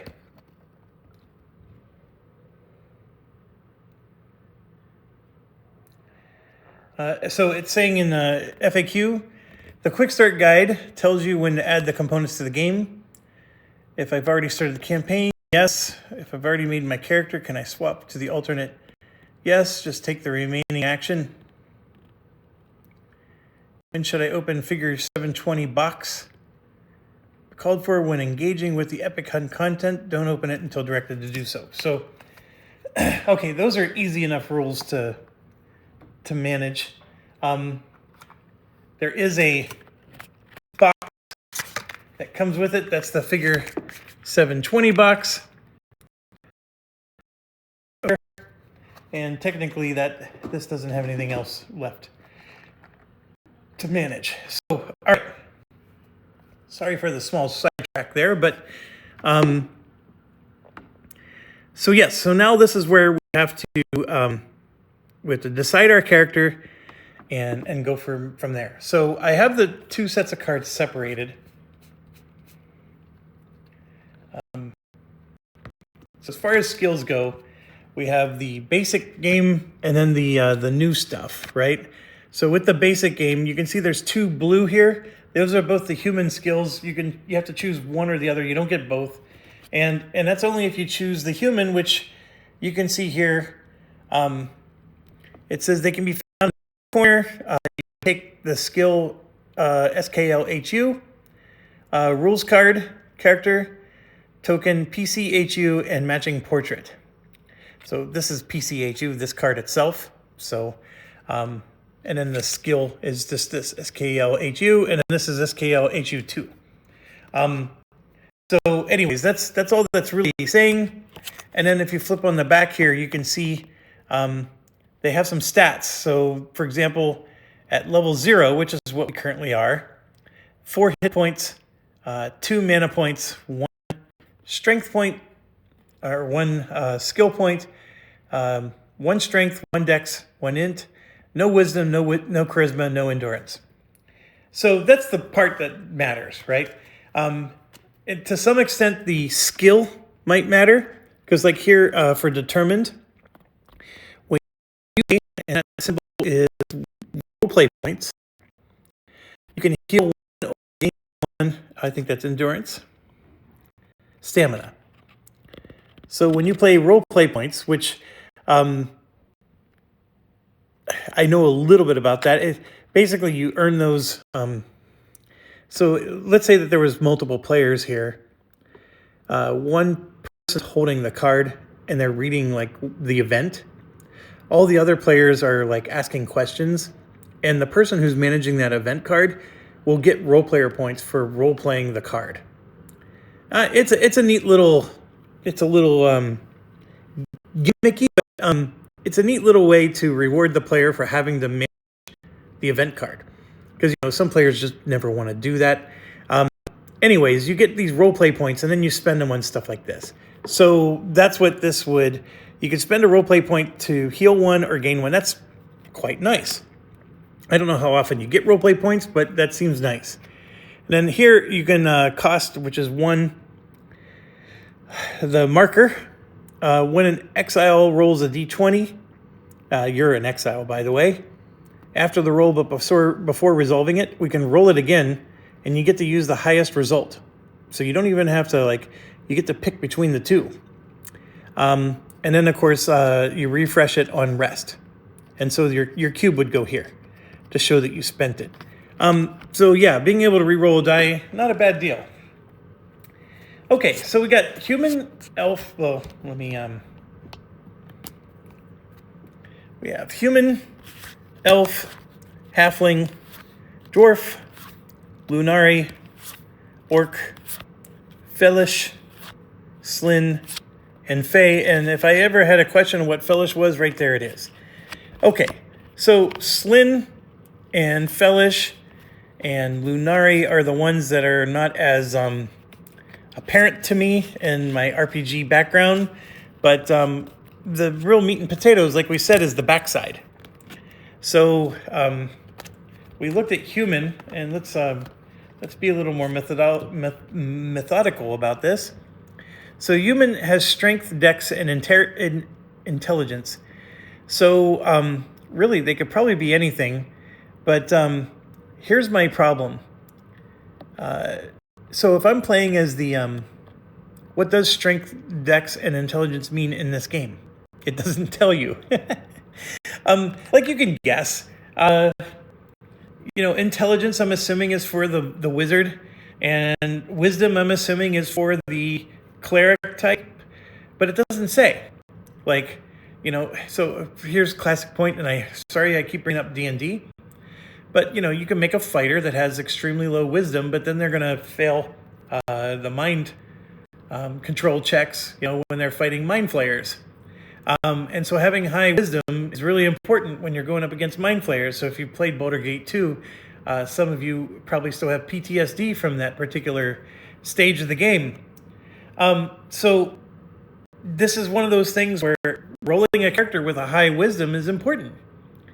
But what does wisdom mean in this game? What is it used for? Is it used for anything? And, heck if I know, right? And so that's the thing that's making this a little challenging. Okay, so let's look at the skills real quick. So this one is a strength check. There's a wisdom check. There's a wisdom check. That's what I'm looking for, right there. That's how we know. So we're looking at the items that the Path of Light. Path of Light character is strength and wisdom. That's what we need to know. The scholar should have intelligence. There you go, intelligence and wisdom, right? Okay, so let's go to the rogue, the shadow, dexterity, charisma, and dexterity. So charisma and dexterity for shadow, and then for the bow, endurance and dexterity for the bow. In fact, endurance was a big item. All right, so I'm assuming that the bard would have been heavy on charisma, and of course valor would have been heavy on strength. So the only character that benefits from strength is the cleric. So anyways, where am I going with all this? So this is a cleric, but it doesn't have good wisdom, right? Has the strength, but no dexterity, but no charisma, and intelligence, which would make a good mage. What was the other one the mage needed? Intelligence and wisdom. So no wisdom so this has the primary skills for the thief and the wizard, but not the secondary. The primary for the cleric is wisdom. It does not have that. And the primary for the ranger is endurance. So this would not be a good... Anyways, I'm just trying to settle in my head, like, who would this even be? So we're looking at either our mage or possibly our rogue, but not the cleric or the ranger, which surprises me. A human cleric is what you always end up rolling, right? Okay, so next one up is the elf. And here you can see it's 2, 3, 2. And then here you can see there's no strength, dexterity, and endurance, and wisdom. So this is an interesting one. So we said that the endurance was needed for the ranger, and then the other one was dexterity. So this is an awesome ranger, and it's an elf. Oh, big surprise there, right? So this would make a great... so I'm going to put that down here. And then, of course, we have to look at the skills, right? So when we get into these guys... The elf has the Lightfoot, which is they can gain extra movement points, or the forager. When traveling to any of those terrains, refresh all cubes on one knapsack. That could be interesting. I don't know. It's too hard to know without playing. Okay, the halfling. 322 up here. Dexterity, charisma, endurance. This would make a good thief, of course. And you can see how it's all lining up, right? The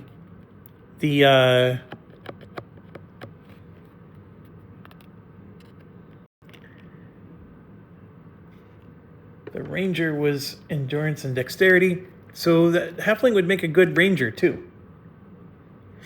With the dexterity and endurance. It doesn't have to be a elf. All right, so they have Dependable, where they can gain 2 combo points. And then over here, when any exile eats food from the knapsack, they also heal equal to the knapsack's endurance. All right, so that's not bad. The dwarf, you would imagine this is going to be a strength character, 412. And you got to pay attention. The mana points is important too. I don't know what the S points are. I'm assuming those are skill points. So both the halfling and the elf have 2. The human only has 1. Okay, so here we got strength, wisdom, and endurance. And strength and wisdom, this would make a good light. So we can maybe even have a dwarven cleric. The only issue is it's only 1 mana point. And I would assume that the cleric needs mana points. Let's look at the skills again.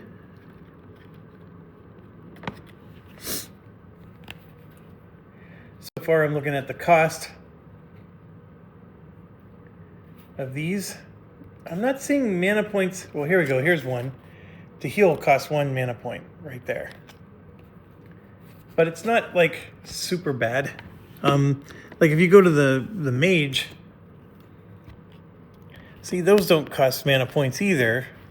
But there's one. This is gaining mana points. And then there's the lightning bolt costs 2. And the twin missile doesn't actually cost mana points. All right, so and then that's intelligence and wisdom. So you sort of need both, which we haven't found that combo yet. Direct dexterity and charisma, we did find that combo with the halfling. The endurance and dexterity, we found that combo with the elf and the halfling. The dwarf does have the combo needed for the cleric. Okay, let's do Lunari, which is a class I'm not familiar with. Race, Twilight people. Ancient, so they're basically dark elves, but not dark. That's what this is. They're moon elves, really is what they are. Okay, fair enough. Look at that, mana points, 3, 2. They have dexterity, intelligence, and charisma.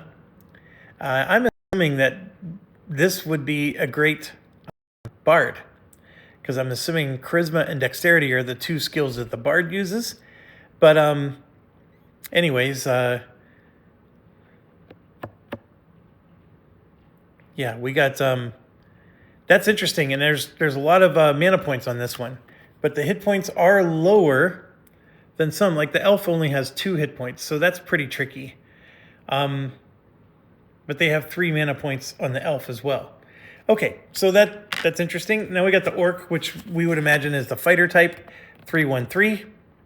And you would, with the shout, so strength and endurance would be the 2 things that I would imagine Valor needs. And sure enough, that's what you get with this one. So I think orc is out for us, just because we didn't take the right character class for it. But I forgot to look at the skills, because the skills do matter. So with the dwarf, you have hardy. If your health would reach 0, you set it back to 1. That's pretty cool. And then for the brewmaster, when any exile drinks a potion, they also gain endurance equal to the potion's heal value. Okay, that's interesting. The Lunari, after being attacked, reduce threat by 2 and get 2 movement points. So a nice way to escape. That's perfect bard activity there. Spend 1 and increase threat by 2, heal 1, and gain 1 combo point and 1 mana, then 2. So this would be nice if you're going to use the Lunari as some kind of mana type character. And the Lunari has intelligence, but not wisdom. So not awful. Then just to round it out, what's the orc have? You know, gain 1 endurance, refresh all travel tokens. Makes sense. Spend 3 combo points when threat would increase. Prevent the increase equal to the combo points you paid, because it's up to 3. So you can basically prevent the threat from coming. Felish, the feline characters. I'm thinking Master of Orion here, but I would imagine these are going to be good rogues, but we'll see. We flip it over. It's a 2/2/3, so very skilled. Not surprised that the cat race is skilled. Dexterity, wisdom, and charisma. Oh, this would be another good bard. with the dexterity and charisma.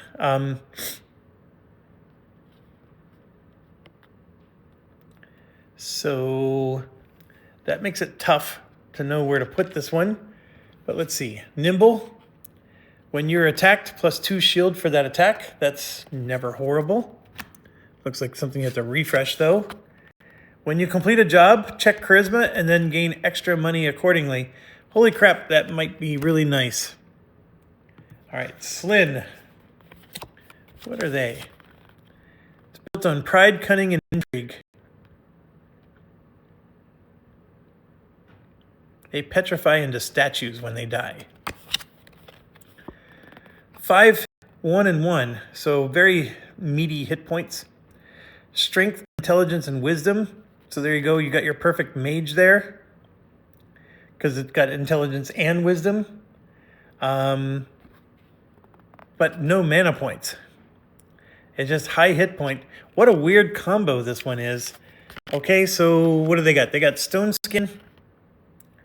+1 versus all attacks. That makes sense if they can turn into statues. Weathered. Based on the travel token, you can gain mana, endurance, or heal. That's an interesting one. So you basically do something while you're out of combat, and it basically heals you. It's a nice one to have if you don't have a cleric with you, right? So then, last but not least, we have the Fae. There you go, 4 mana points, but only 1 hit point. And there's your intelligence and wisdom. So, all right. There's going to be some tough choices here. When using a skill, reduce that skill's cost by up to 2 mana. Yep, that's perfect mage type of skill. And then 3 movement or swap positions with an ally. Okay. So, man, this is tough. All right, so we have, like we said, for the Wanderer class, it's endurance, dexterity, and endurance, right? I'm allowed to look at the other cards and see what they say. And so, give me a second.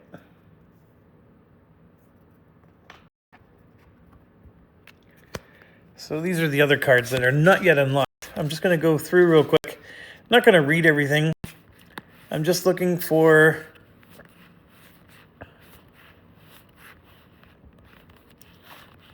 There's another endurance one. That's it. I was just looking for, is there... And then I'm looking at the skills.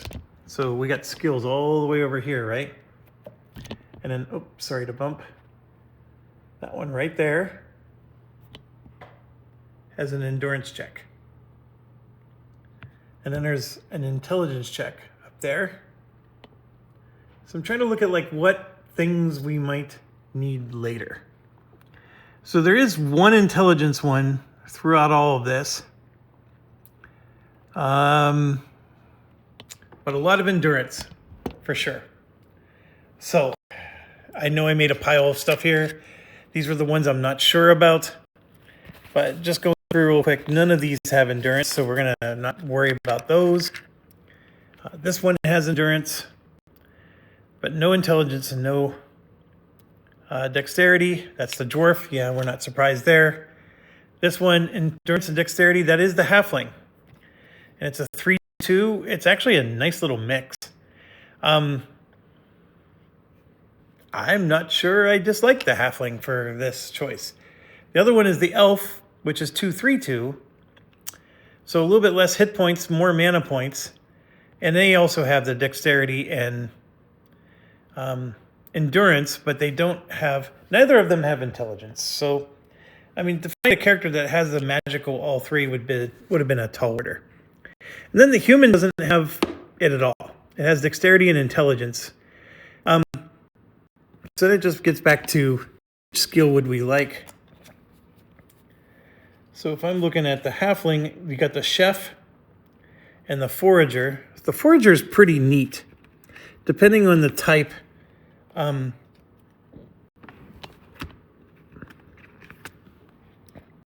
depending on the type during travel, you could refresh all the cubes on a knapsack. I'm assuming that the knapsack is like it's going to be your food and, maybe even your potions, right? So that is a nice nod for the elf.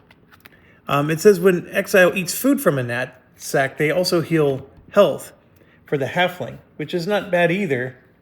Then on the other side, we have the Lightfoot, which is the elven one that gives you extra movement points, or the Dependable, where you can spend a cube to get 2 combo points for the halfling.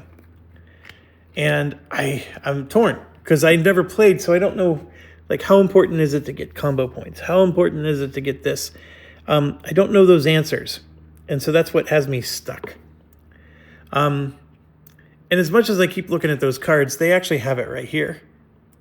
So, that's actually the human one. Here's the, that's English. Here's the elven one. So you can see there's a cube on there, so it would have to refresh.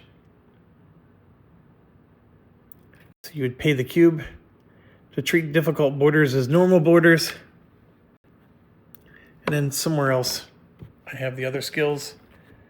I don't know where I piled those up.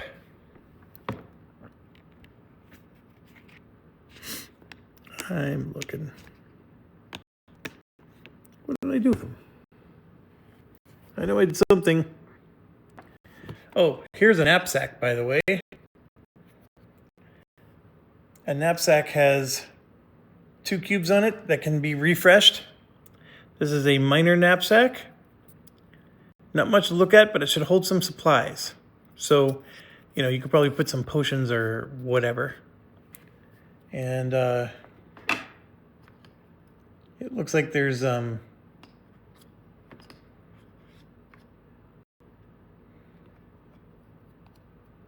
that's just a minor knapsack. That's all there is. And that's in so we punch the board, and these are all just like basic items that you can maybe get as you're playing.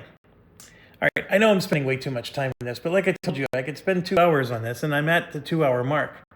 Let me think about this some more, and I'll get back. Okay, I found some more interesting things that's going to make the analysis paralysis go even longer. But it's all good. It's all good. I really am appreciating this game and all the choices it's giving me. I do. So the first thing, of course, is I have these skills, which are all the character-based skills for the base game. And then I believe that underneath this, yep, there's the other ones. So you're choosing one or the other, right? So that part was one of the things I was looking for. But guess what I found? I found item reference cards. So whether it's a mace or a whip or a knapsack or armor, every one of these in the game has sort of like a rule card. So the knapsack is an interesting one. You spend one of the, just to remind you, there's 2 cubes on it, right? So you spend a cube, target 1 exile in a bracketed square. That exile gains the stamina accordingly. And then you can refresh those cubes for 1 money for all the cubes at the inn. So you refresh all the cubes for $1 at the inn. And then, of course, there's an FAQ on the back. So how much does it exile gain? Well, it's based on the knapsack you have. So right now, that would be a 1 if you had this one. And then it says, can I pay cubes to gain after I've drawn a travel card, but before I resolve it? Yes. Where can I find an inn? Well, inns really refill all the party's knapsacks at once. Most towns, and yes. Can I pay 2 markers in 1 action? Nope. Can I use a knapsack in or out of combat? Yes. Can I target myself? Yes. You're on the positional grid. So there's this positional grid thing here showing you that you can, you have to be next to the person. Can I target a hidden rogue? Yes. Can I target an exile who already has max? Yes, but you cannot exceed max. So, and of course you might want to do that because if we take the halfling one, they heal. So, anyways, there's one for armor that shows 2 different stats on armor. This is a really good read. And in terms of like learning the game. And even with the potion, it's like, okay, you got to be next to the person, right? And then for $1 at an apothecary, you can heal everything. It's really well done. I don't like the fact that they're on cards. I'm okay with them being on the cards if they're also in the rule books, and that might be true. I haven't, and then here you can see for the armor, it tells you locations where you can locate them. Left and right locations are not interchangeable. You have to go in the exact indicated worn location. Can I wear armor from other paths? No, path armor can only be worn by those for that path. So there's a number of hits before it needs repair. Now that hurts because the Path of Valor guy had repair abilities, so now I understand why that might matter. And then, of course, the amount of damage it blocks. There's an axe. I don't know why it needed special rules, but it does. And there you go. And then mace somehow needs special rules as well. You can see the axe uses endurance. I'm just looking to see, does anybody even have an axe? No. Nobody even has a mace, to be honest. That uses strength. And then there's some FAQ for that. There's a scythe, potentially you can get, that uses endurance. And then a whip that uses charisma, which is interesting. And then, of course, there's extra reference cards. And then on the back of this reference card, I want to point out border types. So it shows here, right? There's certain border types that they can, green check marks not. The obscure will be done by like Valor and I'm assuming Mage. I'd have to look again to see the symbols for their classes. But yeah, and then you could see that nobody can go through a wall, of course. But even the impassable ones, there's potential. So when you're looking at the skills, the elf had a bonus that when you're going up against the difficult, you can get +3 movement, if you remember. So yeah, that just helps make some of it make more sense. So again, getting out the elf and the halfling skills here. And I know I keep separating them by base game versus not. I really shouldn't. It really should just be like this. With the halfling, when you eat food from a knapsack, you also heal. Or you can gain extra combo points, which I'm assuming is very important. Here, when you're traveling, you get to refresh one person's knapsack. Or over here, treat difficult borders as normal and gain +3 movement. So not only is it less movement cost, but you get extra movement. Okay, so those are the two things. My initial reaction is I really think that this knapsack one looks like it would be very powerful. I mean, it does save you money. I mean, how much money do you get in the game? I don't know. I mean, if money is like plentiful, then maybe this isn't a thing. But I can tell you that if it costs money to replenish my knapsack, I'm going to be stingy about using my knapsack. Whereas this would let me replenish a knapsack for free. That might not be so bad. This one I would do if I didn't have a healer in my party. That one just seems like it's the most versatile because you can use it in battle or elsewhere. And that's really what it's boiling down to is I take a dependable halfling or a forager elf. Those are my two choices. The Lightfoot one, I may end up realizing how powerful that is once I get frustrated with borders. But anyways, those are where my thoughts are. And I get back to, okay, we got the halfling and elf, right? So one has more mana points, the other one has more hit points. I just don't see the ranger being a mana point centric, so that's a plus to the halfling. And I just spent money for this stupid small body expansion. I need to have a small body. Well, I think I'm going to get a dwarf too. So maybe that's not good logic. But yeah, we got dexterity and endurance for both. So which will it be? I'm going to go with the halfling. I really do like elves though, but they don't get any bonuses to their bow skills. They should have. Anyways, I will take the elf out of the game and set it off to the side. because I don't think I'm going to use the elf for anything else. I could. I theoretically could. They do have wisdom, but I don't think it's going to happen. And then we will take the Lightfoot and Forager out. And I really should find a baggie for all that. And yeah, we're going to do a dependable halfling. So I don't know what I need to do with this card, but I'm just going to add it to the deck. There's like, these are the skills that they have. So I'm going to just add it to that. And then the halfling, I don't think I necessarily need to keep this. What it's telling me I need to do is place the character portrait, character skill, and character token face up in the corresponding places, and then get the max stat tokens and stat cubes referencing the back of your character card and place, ooh, what are the maxes?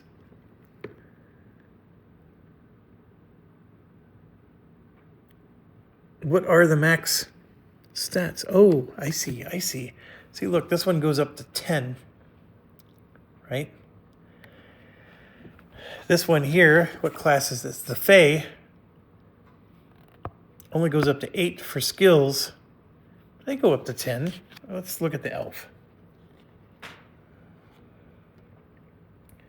Yeah, so they only go up to 7. But they all go up to 10. I don't understand. I mean, hit points 16, 10, 7. I mean, is that what they mean by max? Give me a second here. I'll look at the...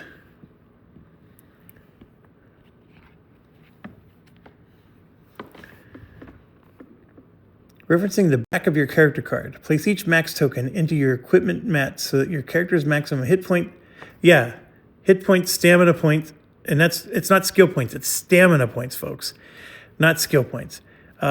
Magic points value is revealed. Then set the stats cube on the maximum values. So if your character has 4 hit points, place the max hit point token covering 5 or 6. Oh, I see. It's not a max like in the game. It's a max for where you are now. So that's what it means. So right now I have 3 hit points. So I could lose hit points, but I can't gain more than 3. So my max right now would be 4. Okay, that's not as exciting, but I kept saying this was skill points. That is stamina points on the bottom, folks. So let me rethink this. Does the elf have more stamina points? I mean, it is a ranger. It does not. So we're looking at 2 stamina points either way. And I think I'm going to live with my choice here. So here's what it's saying to do. We come over here to our character, and I chose a halfling. So I put halfling as the character there. I put the portrait. Which one am I going to be?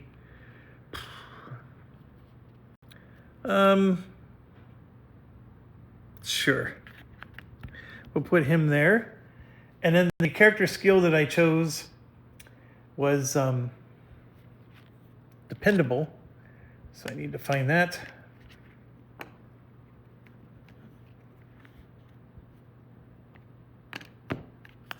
So dependable. And there you go. There's actually the description right there. I don't even need the card per se. So that's the first thing. And then it's telling me to do the max. So so again, if I look at my card for the halfling,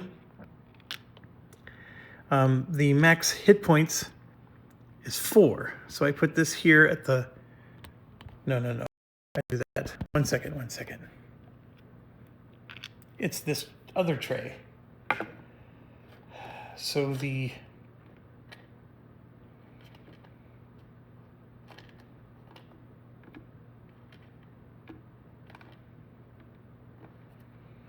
Give me a second. I'm pulling stuff out here. All right. So, for example, this is max mana points. So the mana points for this character is 2. So if I look over here, this is the mana points thing. So I would put this here over the 3 and 4, right? And then 2 is the only one left. And then let me put all the stuff in. So mana points is 2. And then let me move the camera over so you can see what I'm talking about. So mana points is 2, and then they put the max mana points on the 3 and 4. So just to show that mana points can't go above 2 for that character. And so I got to do the same elsewhere. And it's an interesting token. I was expecting that it would just be a cube. And then we got max RP, which I don't even know what RP is. I'm assuming that's role points right here. And it says RP plus 3 on the character. If you're playing a single player game, it looks like there's 3 cubes, but in a 3 or more player games, there's 1. So I would have to cover up these 2 spots because there's only allowed to have 1 cube in a 4-player game. That makes sense. And then the RP is this. I don't know if I start with any, but I'll just put the token right there for now. And this would be brutal because if I start putting this down here, that's not as easy to take out. So, okay, max SP we know is 2, so I'm going to do the same thing. And then put SP at 2. And somewhere in here is the other marker I'm looking for. Here we go. Max hit points is 3. And then the actual hit point is 3. So they're tiny tokens. This one in particular I'm very concerned about. I would rather use cubes there. I would actually rather use cubes here too, to be honest. But it is what it is. Okay, so they wanted me to do all that, set the maxes. It says get the max stat tokens and stat cubes. It does say cubes. They are using cubes. I don't know why. Here, let me show you. If you look at the diagram that they give, you can see they're using the token like we showed, but they're actually using a green cube or a clear acrylic cube, which that makes total sense to me.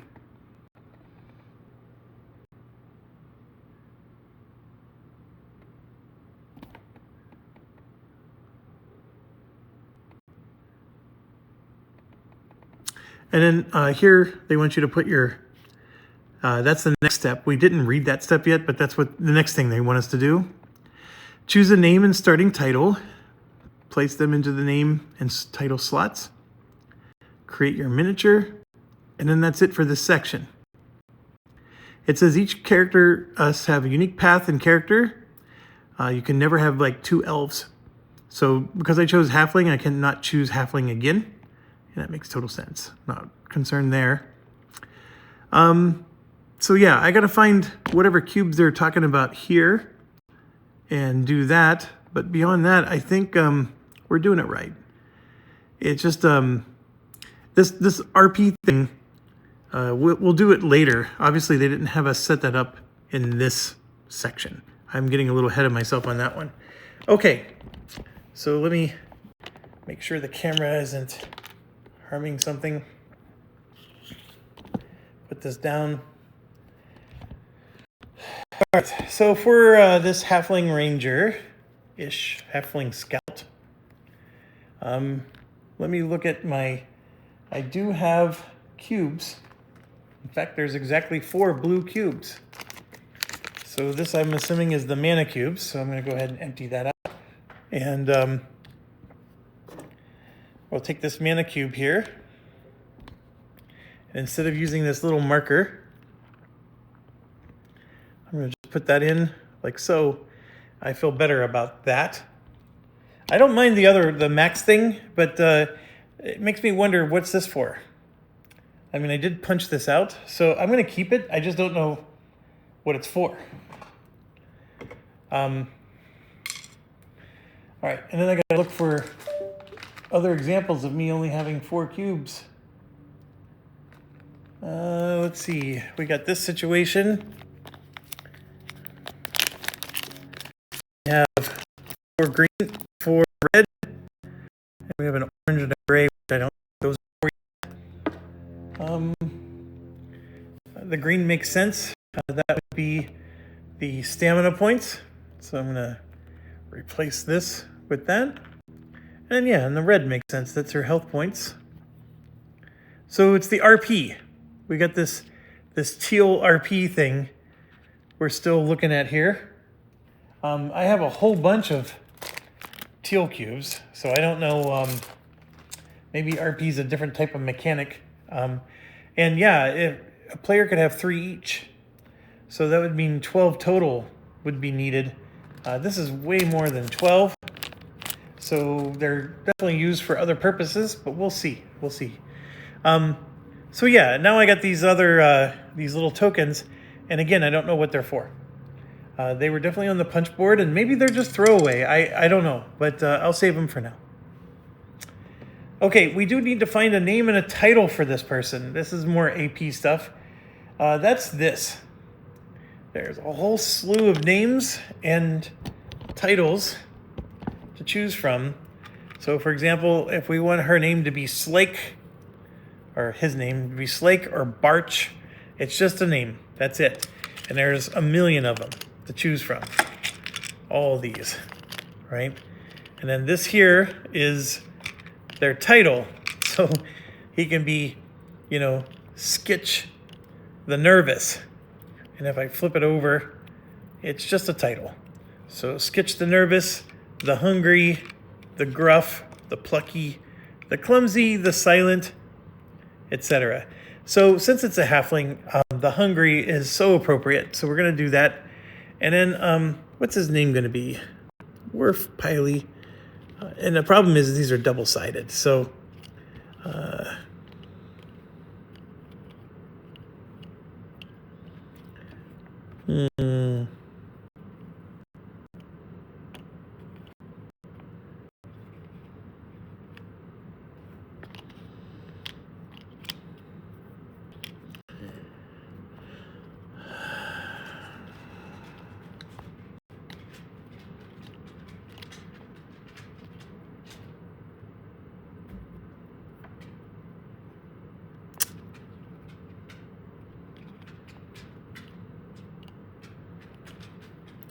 I'm going to go with Tippy.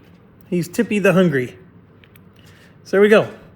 So we get that in. And then they're all going to be level 0, but we don't have a level 0 token, so we don't use that apparently. And then, again, he has 1 Dex, 1 Charisma, 1 Endurance. So you got to grab, so for example, that's the Dex one. And then we come over here, and that goes in the Dex spot. So 1 Dex, 1 Charisma, and then 1 Endurance. Like so. All right, so that's 1 full character. Now I gotta rinse and repeat and do everything else. I won't kill you and make you watch me do the whole thing. So I will pause and figure out what I'm going to do, and then I'll explain my reasoning, so that way you at least understand why I made the choices I made, but I won't make you painfully watch me go through it all. And being 2 hours in and we're still character creation, I mean, for me, this is normal, but I'm sure that some of you are bored senseless. I promise you there's no actual gameplay that's going to be on this video, so if you've made it this far, and you're like, okay, I've seen enough, let's just get to the game, go to the next video. And anyways, I'm going to pause, and I'll be back with the rest of my decisions. All right, I know this video is 2 hours long, but I'm easily 4.5 hours in myself. And trust me, if you were in a rush and you really wanted to get the game going quicker, you can absolutely blow the time out of the water that it's taken me. I enjoy this phase of the game, of these types of games, so I'm sort of going a little slower, and I know some of you probably feel it with how long this video is, but I got everything set up here. And I also discovered that I used 3 miniatures from the miniature, or the small bodies expansion, because I took all 3 miniature races. So here you go. We got our only tall person, the Fae Wizard. I went with Fae. Her name is Nira the Plucky. She's a Fae scholar, and when using a skill, pay that cube to reduce its cost by up to 2. Now here's the thing with the Fae. I had a lot of heartburn over this decision. 1 single health point. However, if she levels up twice, she's up to 4 health points. And if you look at any of the other characters, including the orc, they're around the same amount of health points by the time you get to the 3rd level. So it's just in the beginning that it's brutal, and you only have 1. So that's what made the decision, because I was actually intentionally not going to take the Fae. I was actually considering the Lunari, or a human, just because I wanted more hit points. The Lunari had at least 3 mana points, so there was something to be said about that. The Fae has the most mana points in the game, so you could argue it's overkill. And then I took a skill that gives her even more mana points. Yeah, I mean, I don't know what to say. But the health points are a definite concern. And if anything, I'm going to spend money to improve the health points before I would the mana. Okay, so we got Tippy the Hungry for our ranger, and oops. And so there you go. The autofocus on this is not working as well as I would like. There you go. So that's your halfling scout. Then we have Skitch the Silent, and I went with the Felish. So we have the kitty cats, and I think that's a really cool looking miniature there. She's the Felish Scamp, and her skill is when you complete a job, check Charisma and earn extra money. And then we have Nira the Plucky, which we talked about already. And then last but not least, up at the end of the table here is Ingot the Dwarf, right? You know, dwarf, ingots, you know. I thought that was a perfect name for him. He's Ingot the Gruff Dwarf, and he's a soother. And there he is. That's his miniature. I think he looks pretty cool too. And of course, they're all tiny. And then I took Brewmaster. When any exile drinks a potion, it doesn't matter where they are on the map, they gain endurance equal to the potion's health. So the potion doesn't just heal them, it gives them endurance on top of it. The other one is if he went to 0 health, he would come back at 1. I did like that one. That was actually another tough choice. I just felt like the potion thing could become really powerful. And then if I'm doing my job right, I shouldn't be dying so much. So at least that's the plan. Okay, that finishes page 4. Now they have us actually setting up a tutorial mission from this point on. And the tutorial mission is when the actual gameplay is going to come in.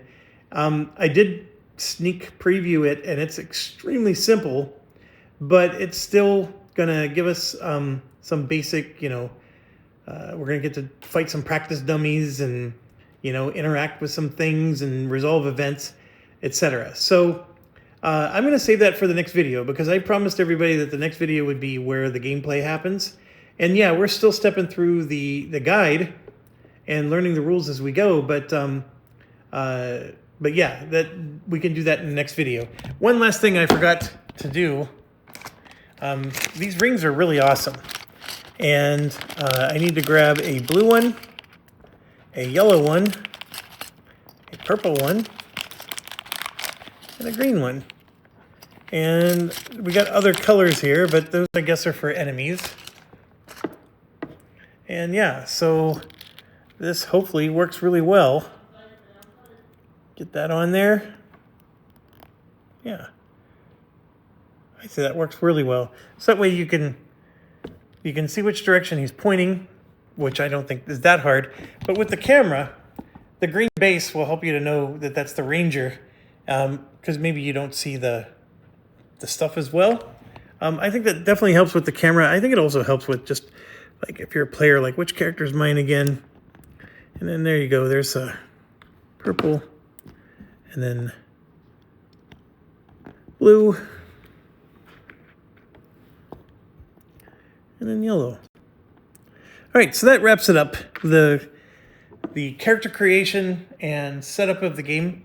2 hours and 25 minutes. That was brutal, but I thank you for your time. And as always, stay awesome.